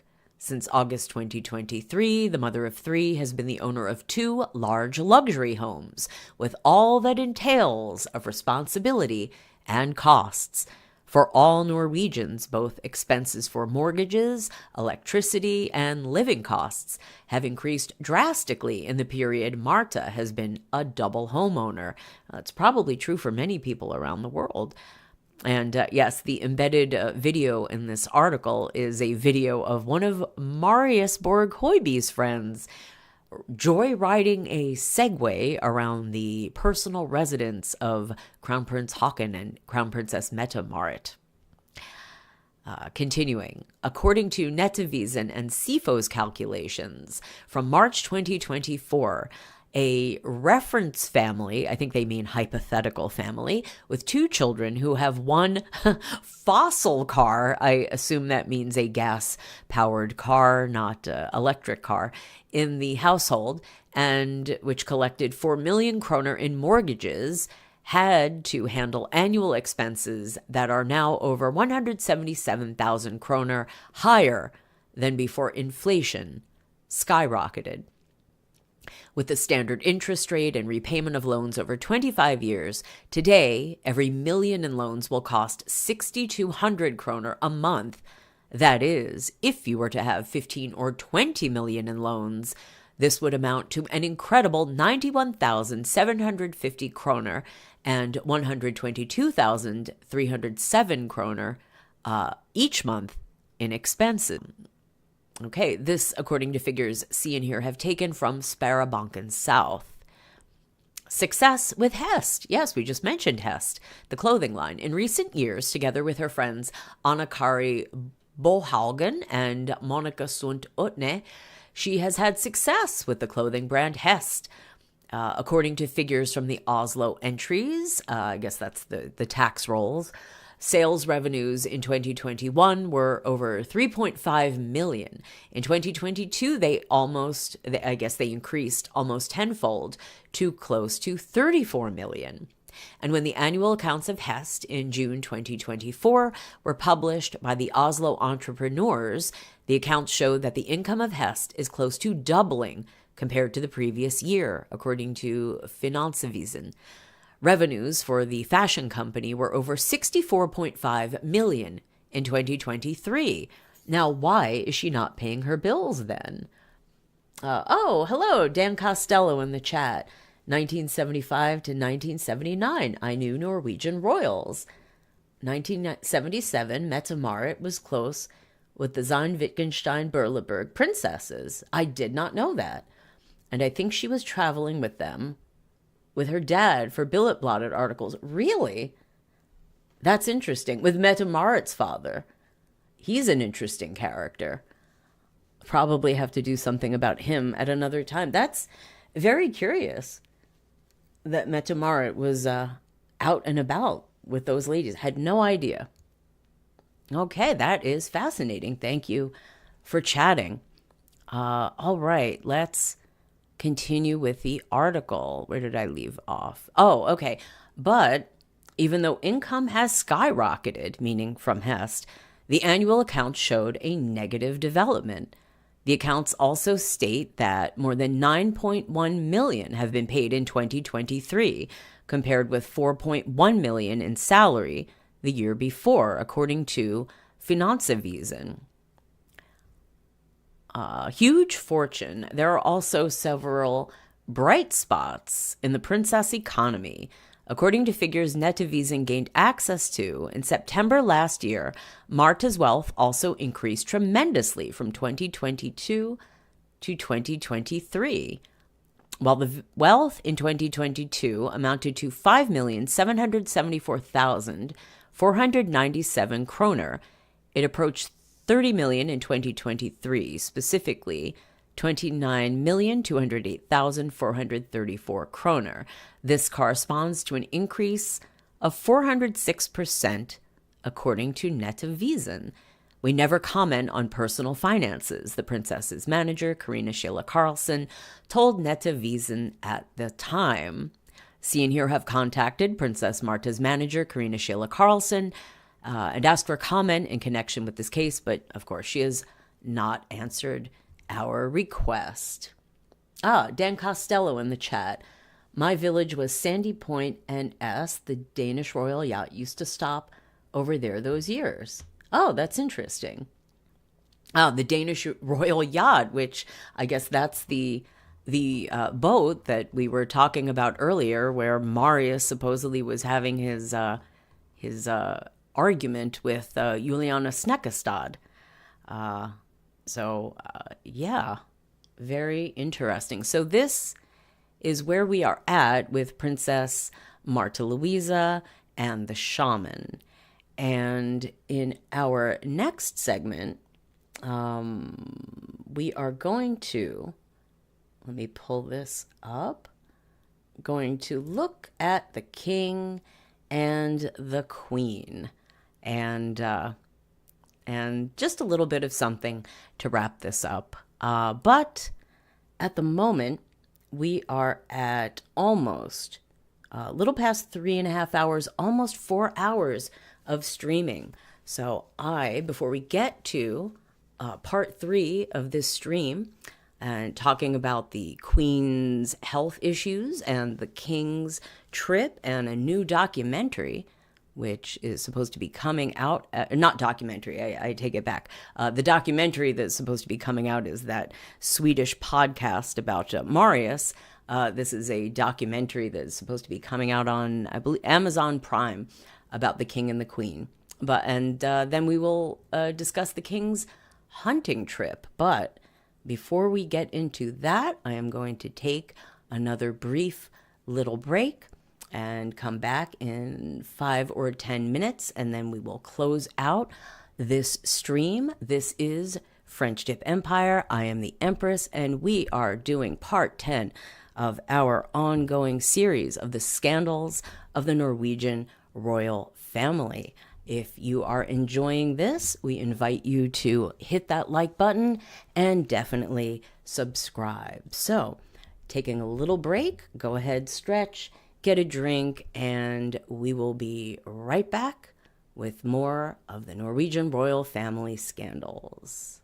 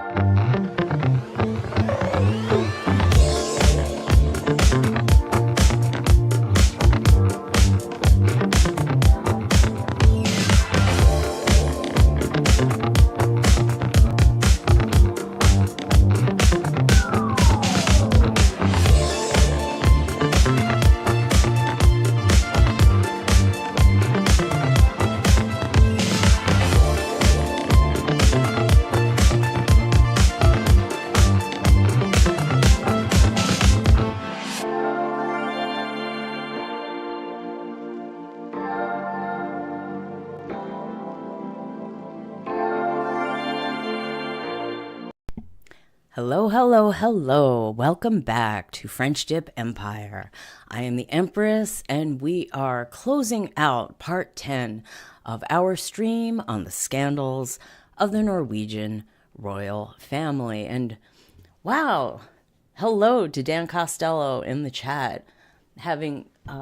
Wow, you have some great memories of the Greeks, the Norwegians.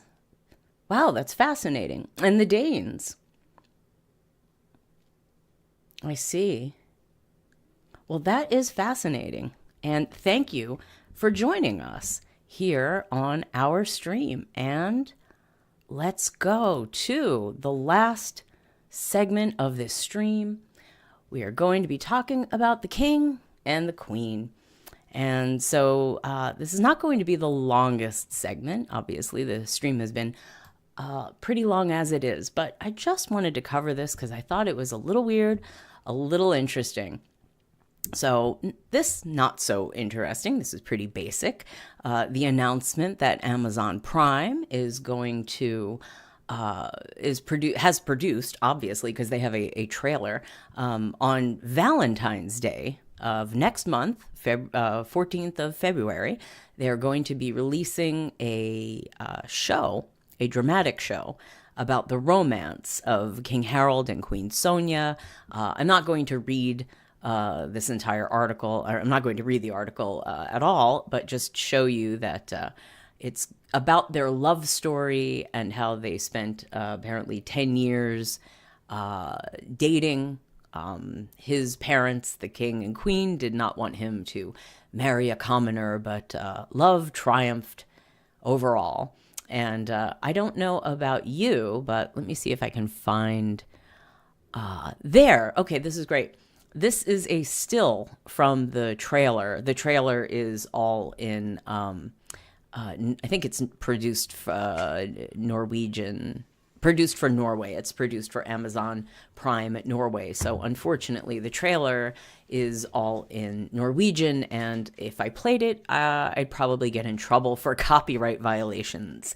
Anyway, but this is a still from the trailer, and what struck me, and if you're familiar, you might be able to weigh in with your own opinion, I feel that the actor that they have cast in the role of the king, or at the time the crown prince, I suppose, Harald, actually looks a lot more like Crown Prince Pavlos of Greece.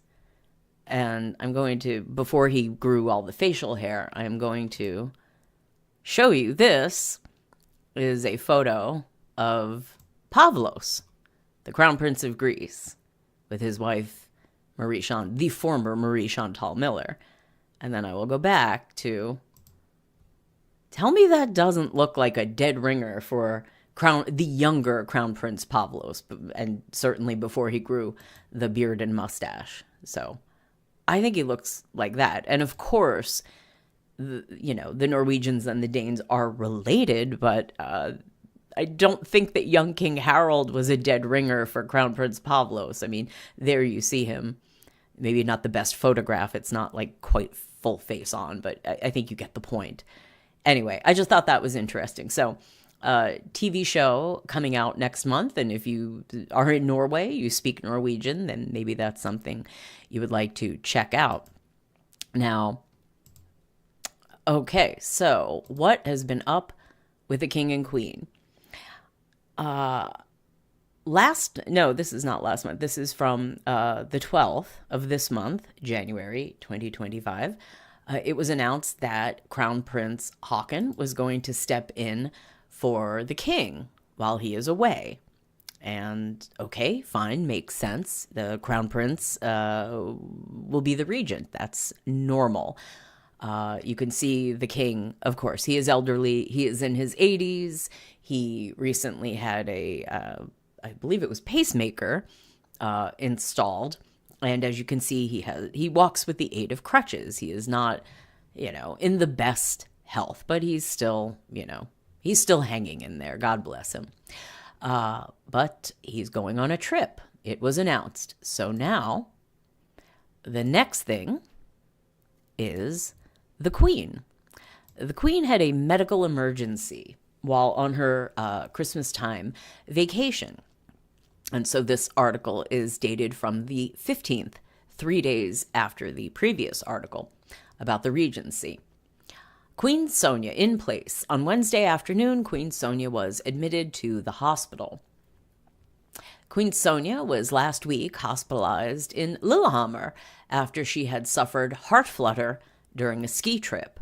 Yeah, initially it was reported that she had suffered a heart problem while she was skiing, and there was much discussion about whether a woman in her 80s should be downhill skiing. Some people saying absolutely not, others saying, how dare you? How dare you question the athleticism of a woman in her elder years? I don't think she was actually skiing. I think she was merely on a ski trip with others. I don't even think she was cross-country skiing, but anyway, continuing. She was put in for observation, but the next day she was allowed to go home. On Tuesday, there was a new update that the Queen will receive inlaid pacemaker. Well, she'll have a pacemaker put in her heart as a result of the incident on Saturday. The operation will take place on 16 January, so that would be the day after this article was published. Okay, and then they just explain what the pacemaker does, how it regulates the heartbeat, and routine intervention done in many Norwegian hospitals, small procedure done with local anesthesia, where I don't want to go into all the, but they make a little... They go in through your collarbone, and then they do it that way. They're making it seem as non-invasive and big deal-y as possible. But it's, the woman, no surgical procedure is without risks.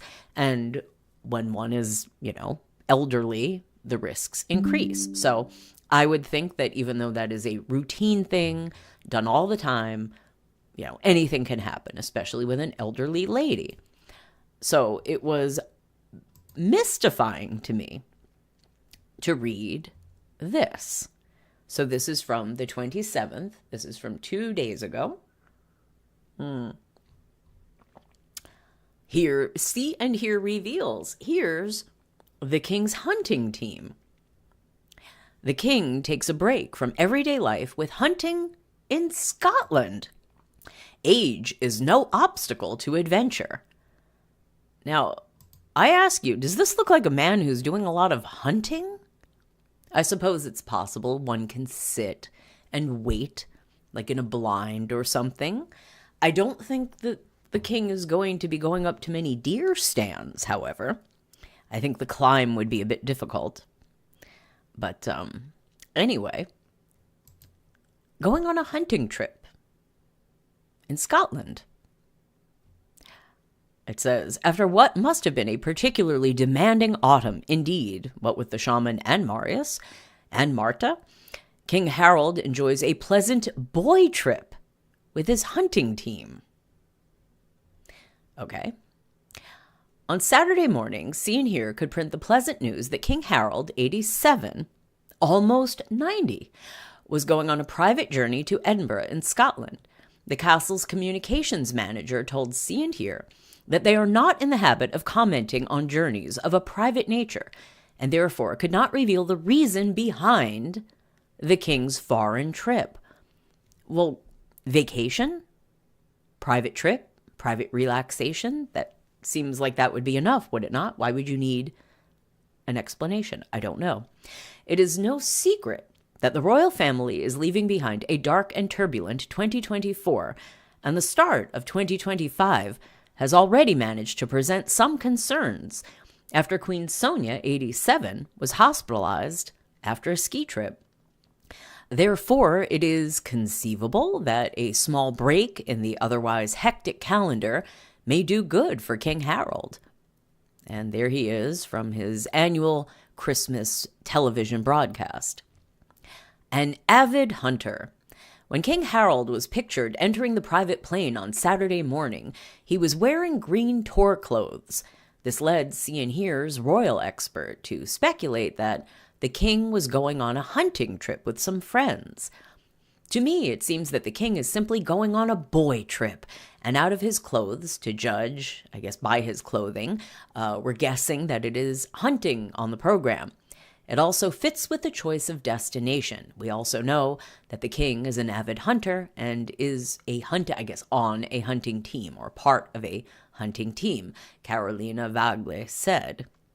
And then here they have the king way back in 2023 at a hunting event with school children. So there you go. Wagle could also add that the area the king was probably going to visit is known for its good hunting grounds. A lot of Americans have been there to hunt. Among other things, on the hunting estate of Stein Erik Hagen, and we mentioned him before. 68 Hagen is the owner of the spa that Marius Borg Hoiby was photographed leaving after he dyed his hair and had that awful mustache. Okay, continuing. So the hunting estate of Stein Erik Hagen, which was previously owned by Hans Rasmus Astrup. As Wagle points out, Hagen, who was depicted on his way into the same plane as King Harald, along with his, it says girlfriend, that's incorrect, it's boyfriend, Bendik Schillingsrud, 29, owns a hunting castle about an hour from the Scottish capital, and we are going to take a peek at that in just a moment.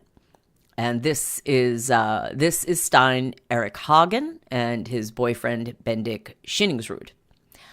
Okay, See and Hear is not aware of whether the goods are the destination for the king's private journey. I think what they mean is we're not sure if he's going to Edinburgh, but we're going to see a little. They get more information about his hunting trip. Okay, these are with. After that See and Hear, experiences that doesn't make sense, there are several eager hunters who, I wonder what they are hunting. Of course, in Scotland, obviously deer would be a obvious a thing you could hunt, and pheasant, grouse, various birds, I imagine. I suppose you could go for rabbits or some other such thing. So there are several eager hunters who are on a trip with the king, not just Stein Erik Hagen and his boyfriend Bendik Schillingsrud.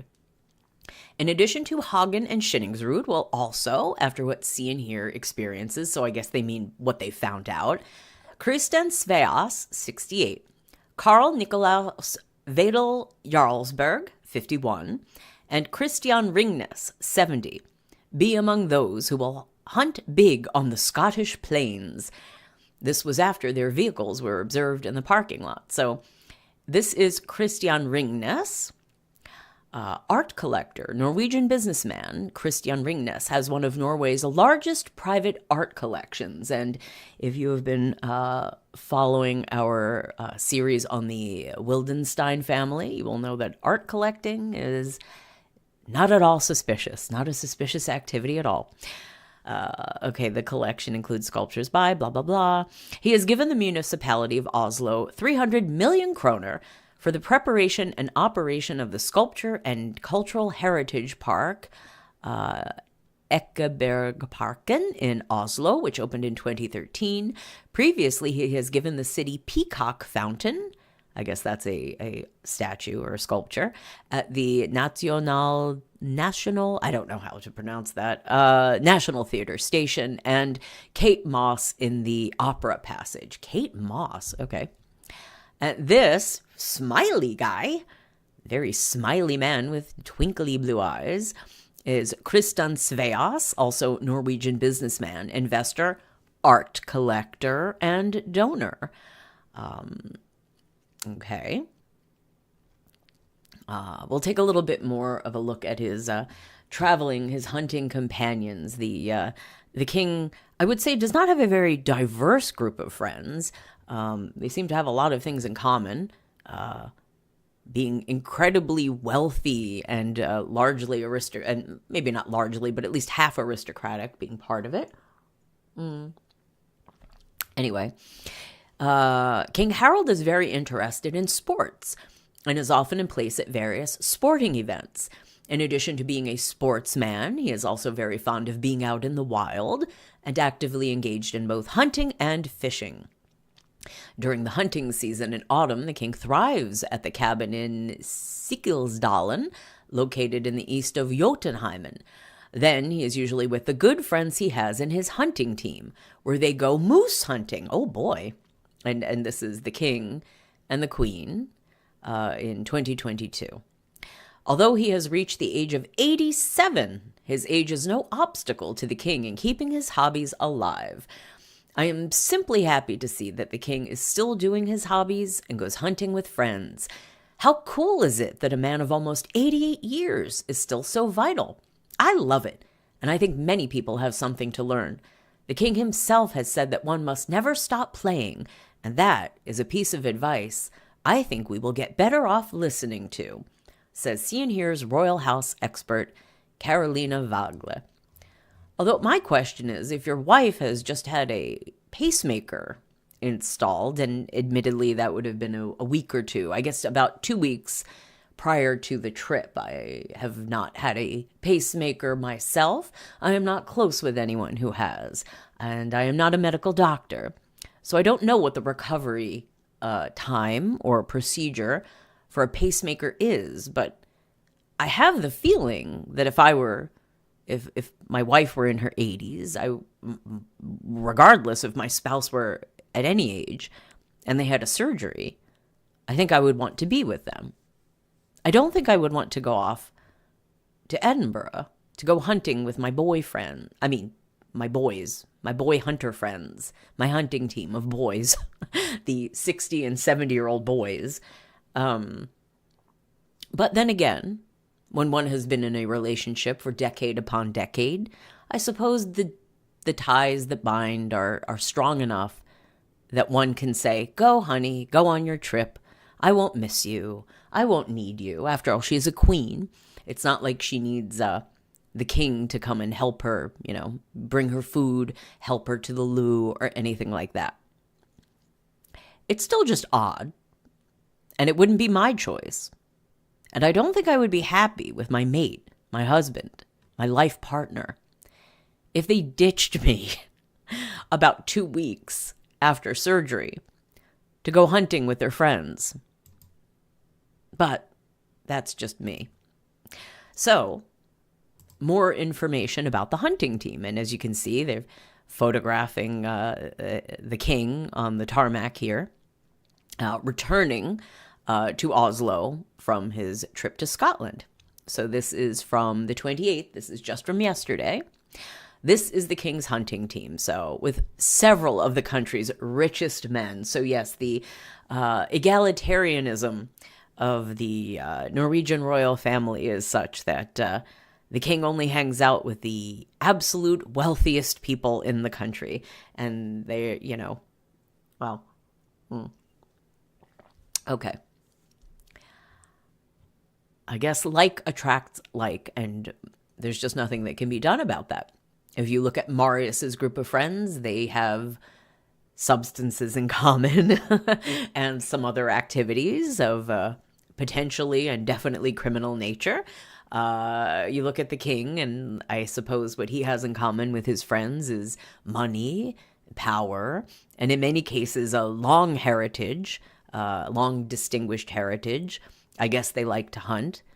Perhaps they like to collect art. At least some of them do. Don't really know what else unites this group, but let's take a little look at them, shall we? I'm not going to read the entire article here. They've already mentioned Stein Erik Hagen, and supposedly it was at his estate. We're going to look at the estate. Christian Ringnes confirmed to See and Hear when the hunting team arrived in Norway that they had actually been on a hunting trip.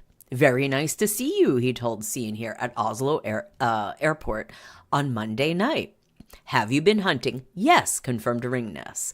So, and there's the king again, and they're his, assistant with the crutches. Okay, Glen Almond Estate was bought by Hagen back in 2022 and supposedly cost him a staggering 250 million kroner. So I guess that's about, 25 million US dollars, around there. Look in here have reason to believe that King Harald and the rest of the hunting team spent the evening there. Okay, so Stein and his boyfriend Bendik, we covered them, and Christian Ringnes. Okay, and another member of the group, Carl Otto. Now, this is apologies, because sometimes when articles get translated, they inaccurately translate surnames. And so if you have eyes on screen, I will translate this back into the Norwegian. Carl Otto Løvenskiold, that's actually how the name is written. But if I translate it back into English, you might see, for some reason, it changes the surname. But it's Løvenskiold, 71. And I don't know about you, but besides having a little extra weight on him, I think he looks pretty darned good for 71. We're going to see some other gentlemen who are around his age, and I dare say they don't look quite as good as this guy does. I would not have guessed that this is a 71-year-old man. He's looking pretty good. So who is he? 71, freight and forest owner, chief executive, sole owner of his company, building materials, blah, blah. Also, noble. I'll get to this in a second. Okay, we'll get a little bit more information about these. Not too much, because we don't want to go on too much longer. We're already almost at 4.5 hours of a stream, and this is our last little segment. So again, this is another mistranslation. It says Gavin here, but actually it's Eivind Reiten, also 71.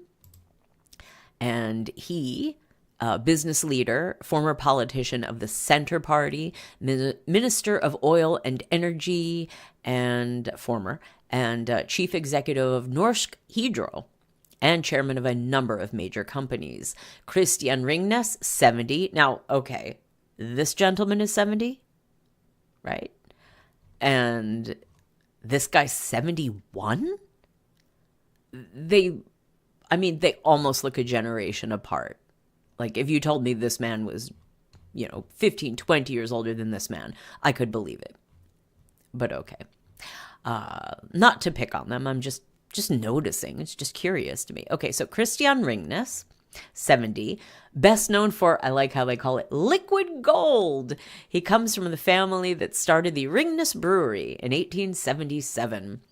But they've sold the family, and he is a real estate investor and largest owner, managing director of real estate companies. Then this guy, Kristen Sveas, 68. And he looks like he's smuggling something under a boulder under his coat there. But I like how he's carrying his own bags. I mean, these incredibly wealthy gentlemen, why don't they have people to carry their bags for them to their private plane? That's funny to me, but okay. I guess they're trying to be a little low-key. Kristen Sveas, 68, businessman, investor, art collector, donor, sole owner and founder of his company, and of course he's charitable. They all are. And then this is another improperly translated name, Christian Bjelland, 70, which in English it almost looks like Belland, which is kind of funny. No offense, Christian. Christian Bjelland, 70. Norwegian business leader, art collector. There you go again. Previously chairman of the National Museum of Art, board member on 3 different companies, chairman of the board of Art Museum of Contemporary Art, blah, blah. Okay. Also revealed Carl Nicolaus Vedel Jarlsberg, 51, part of the traveling party. And that's pretty much that. So supposedly they have this private hunting trip, all these gents.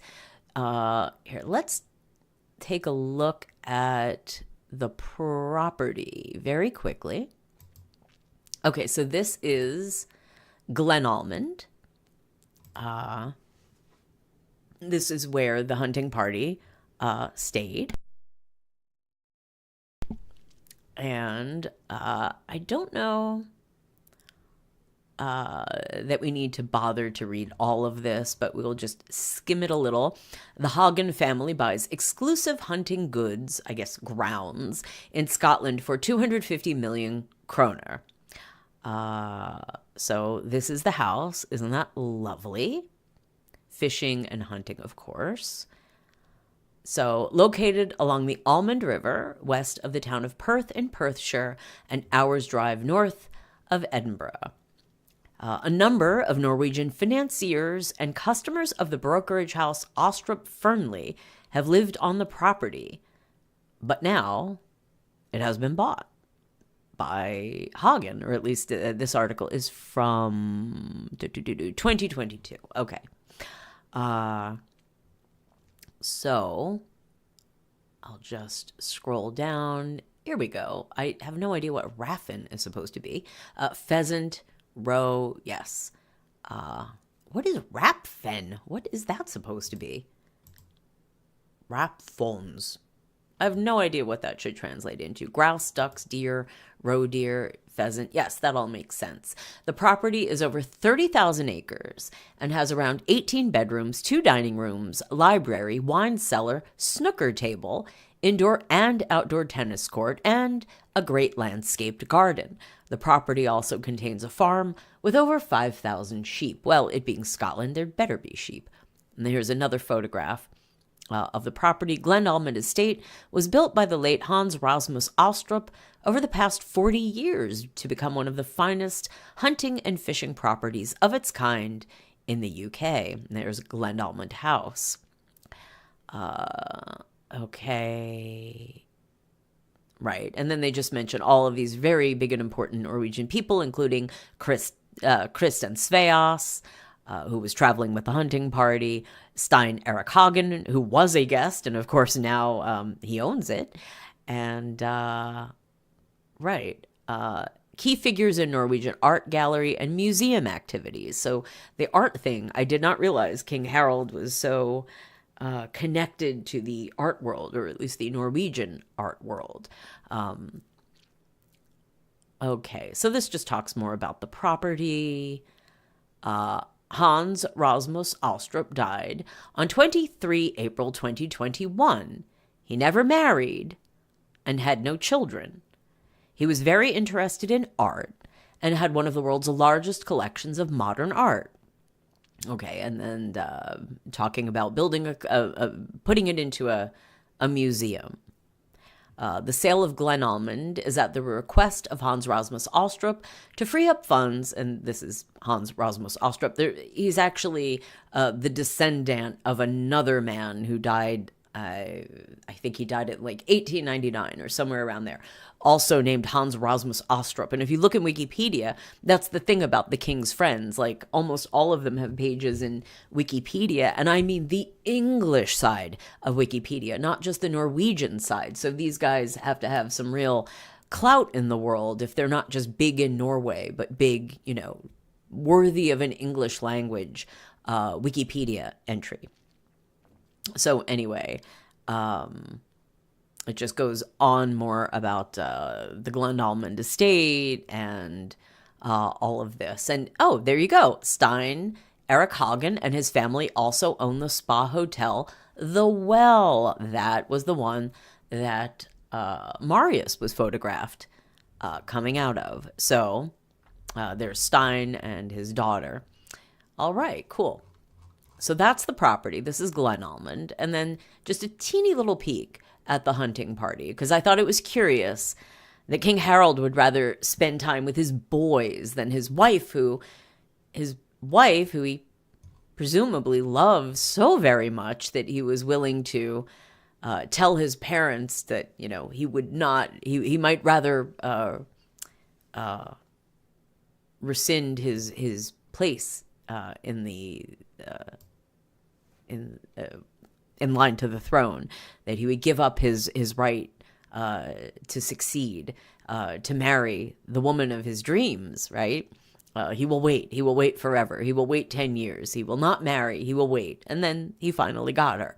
And now he'd rather go hang with his boys in Scotland. So this is the guy who owns the property, Stein Erik Hagen. They call him Remy because that's the name of his, I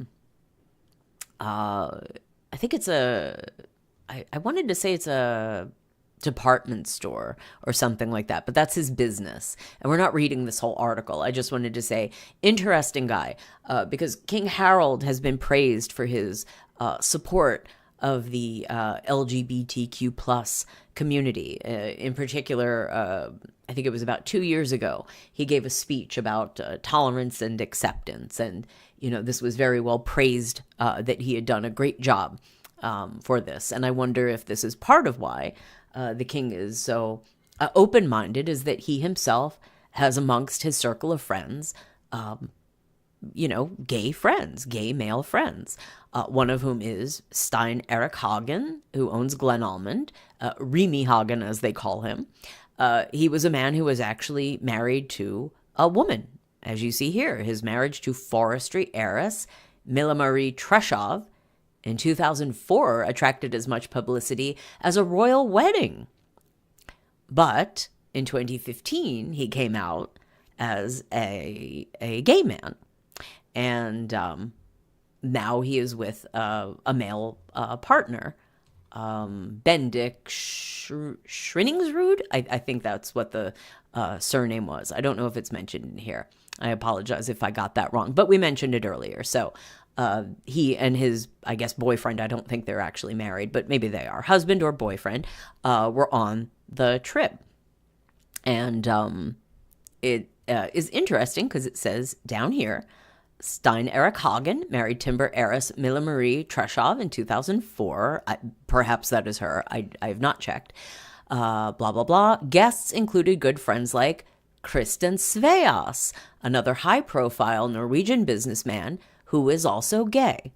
So there we go. Do I have him? Where's Sveas? I thought I had Sveas in here. But anyway, one of the other gentlemen on the hunting trip is also a gay man. So King Harald himself in his private life, very open-minded and accepting. And perhaps that is part of the reason why he was accepting of the shaman marrying his daughter, the shaman who has come out as bisexual, I suppose. He had a relationship with a man. Now he is married to a woman. So I guess we'll say bisexual. Yes, so the king himself, I guess, open-minded in that regard. We will look at his pal, Christian Ringnes. This gentleman, again, this says boyfriend. It's not boyfriend, it's girlfriend. So this is Christian Ringnes. He has been married before. He has girlfriends. This is apparently his latest girlfriend as of 2024. I assume they are still together. This is his daughter. He has children, so for whatever that's worth. But this gentleman very strongly reminds me of someone. And if you're familiar with late Princess Margaret of the UK, her good friend, Lord Glenconner, Colin Tennant. Here's a picture of Lord Glenconner with Princess Margaret, his good friend. If you are familiar with the island of Moustique, he owned it. And liked to give property to his friends, such as Princess Margaret. Now, I think that Christian Ringnes kind of resembles in the face Lord Glenconner. It's not just the smile. It's not just the smile and the hairline. But the other thing about Lord Glenconner, okay, good. The Daily Mail did not disappear my article, as they sometimes do. Lord Glenconner was quite a piece of work. This is how he liked to live on his Caribbean island. Keep in mind, this photograph was taken in 1985, But I'm pretty sure that if Lord Glenconner were alive today, he would still be behaving like an imperialist colonialist. It's not the best look today, obviously. To be quite frank, it wasn't the best look back then. This was not, just because it was 1985, this wasn't considered cool. This was considered bizarre and over the top and, yes, racist, classist, definitely. But Lord Glenconner and his long-suffering wife, manservant, who was left $30 million by Lord Glenconner. When Lord Glenconner died, he left millions, his estate, to his manservant, which I don't think a movie of the week in the chat. Wow, imperialism fetish. Yeah, I think there was a lot going on. No, there was a lot. I don't have to say I think there was a lot going on with Lord Glenconner, and he is definitely worthy of his own stream. His family, a lot of tragedy, a lot of drama, and a lot of tragedy in the family. I can't say he's my favorite person, Lord Glenconner. He's definitely a curious person. And his widow, Lady Anne, released a memoir not that long ago. A fascinating lady, but long-suffering seems to be a term that is constantly applied to Lady Anne. But again, another discussion for another time. But I'm just saying that Christian Ringnes really is giving me Lord Glenconner vibes. And on more than one level, if you understand. So anyway, so that's Ringnes. Sorry. And then, a little more Christian Ringnes. I thought we might enjoy this. He's described in many articles as being flamboyant. And indeed he is.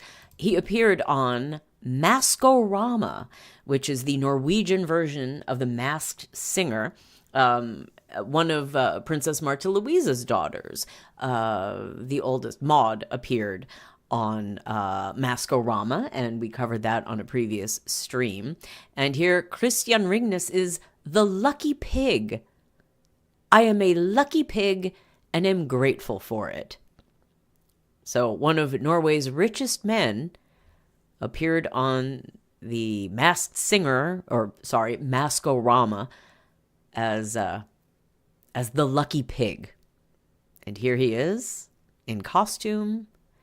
And I don't want to, I'd love to play a clip, but I don't want to get copyright struck for Maskorama. But I really wish I could play this. I kind of want to take the chance, but I'm not going to. So that's Christian Ringnes, part of the King's hunting party. I think he is dressed there only about half as, only slightly more flamboyantly than the shaman tends to dress on a normal day.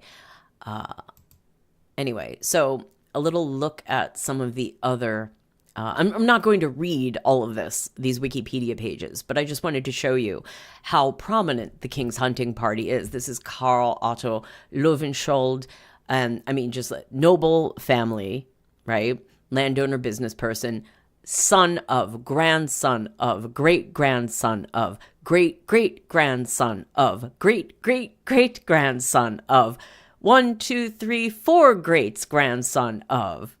And all of these people, right, all of his ancestors here have Wikipedia pages of their own. And they're all English Wikipedia pages, which means that they have some, level of prominence that the Wikipedia editors have decided goes above and beyond just local Norwegian history. And obviously, again, I'm not reading this, but you can see I think this was 4th great-grandfather was a parliamentarian and the mayor of Christiania, which was what Oslo used to be called. So he was the mayor of Oslo. Clearly, this family, in addition to being noble, I think I made a mistake here. They also they're noble, but they've been prominent for a very long time. And let me go over here for a second. And, oh, shoot, let me, okay, pull this up. So our next gentleman to look at is this guy, and that's Eyvind Reiten, another member of the hunting party, and he is a little bit more of a, normal guy, I guess. Obviously well-connected, and he's, as you can see, as they mentioned before, he was a minister more than once in the Norwegian government and Director General of Norsk Hydro. Not any longer, but yeah, he was accused of corruption. That's a whole can of worms that we clearly don't have time to go into, but this was a whole thing.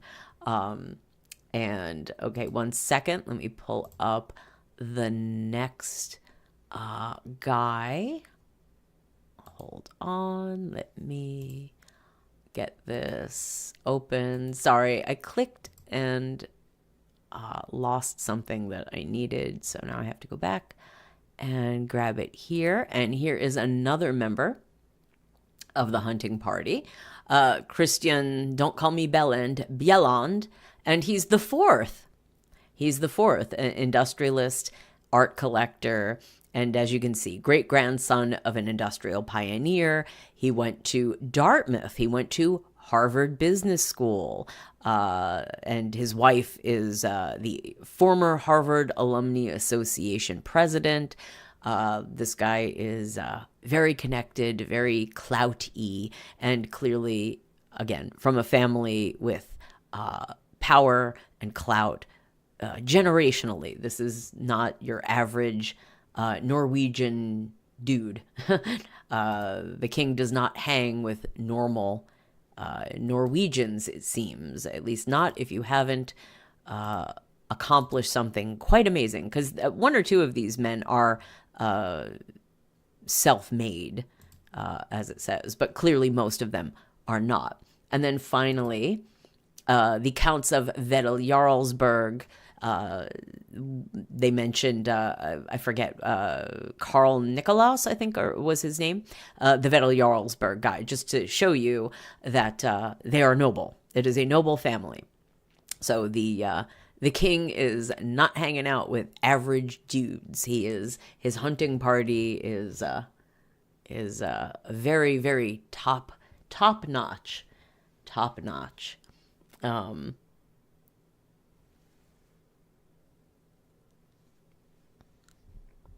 I see. Hello, Dan Costello back in the chat. King Olav and then Prince Harald were kind and likable people. Well, that's good to know. Oh, and I think movie of the week was referring to Lord Glenconner having an imperialism fetish with his dress and his manservants. But that is fascinating to see the royals coming in and out of your town on what I guess would be their vacation time, their leisure time. See them acting more, like normal people, doing normal things than on their jobs, that sort of thing. Okay, so finishing up, let's see. Oh, that's the Wedel Jarlsberg guy. Carl Nicolaus. I think I got that wrong. I think I said his name wrong. But anyway, we're not reading the article, but that's him. So that rounds out, I think, the hunting party. We looked at Glen Almond. And, and this was the man. This was the Hans Rasmus Astrup. But we talked about him a little bit in that article on Glen Almond, I think.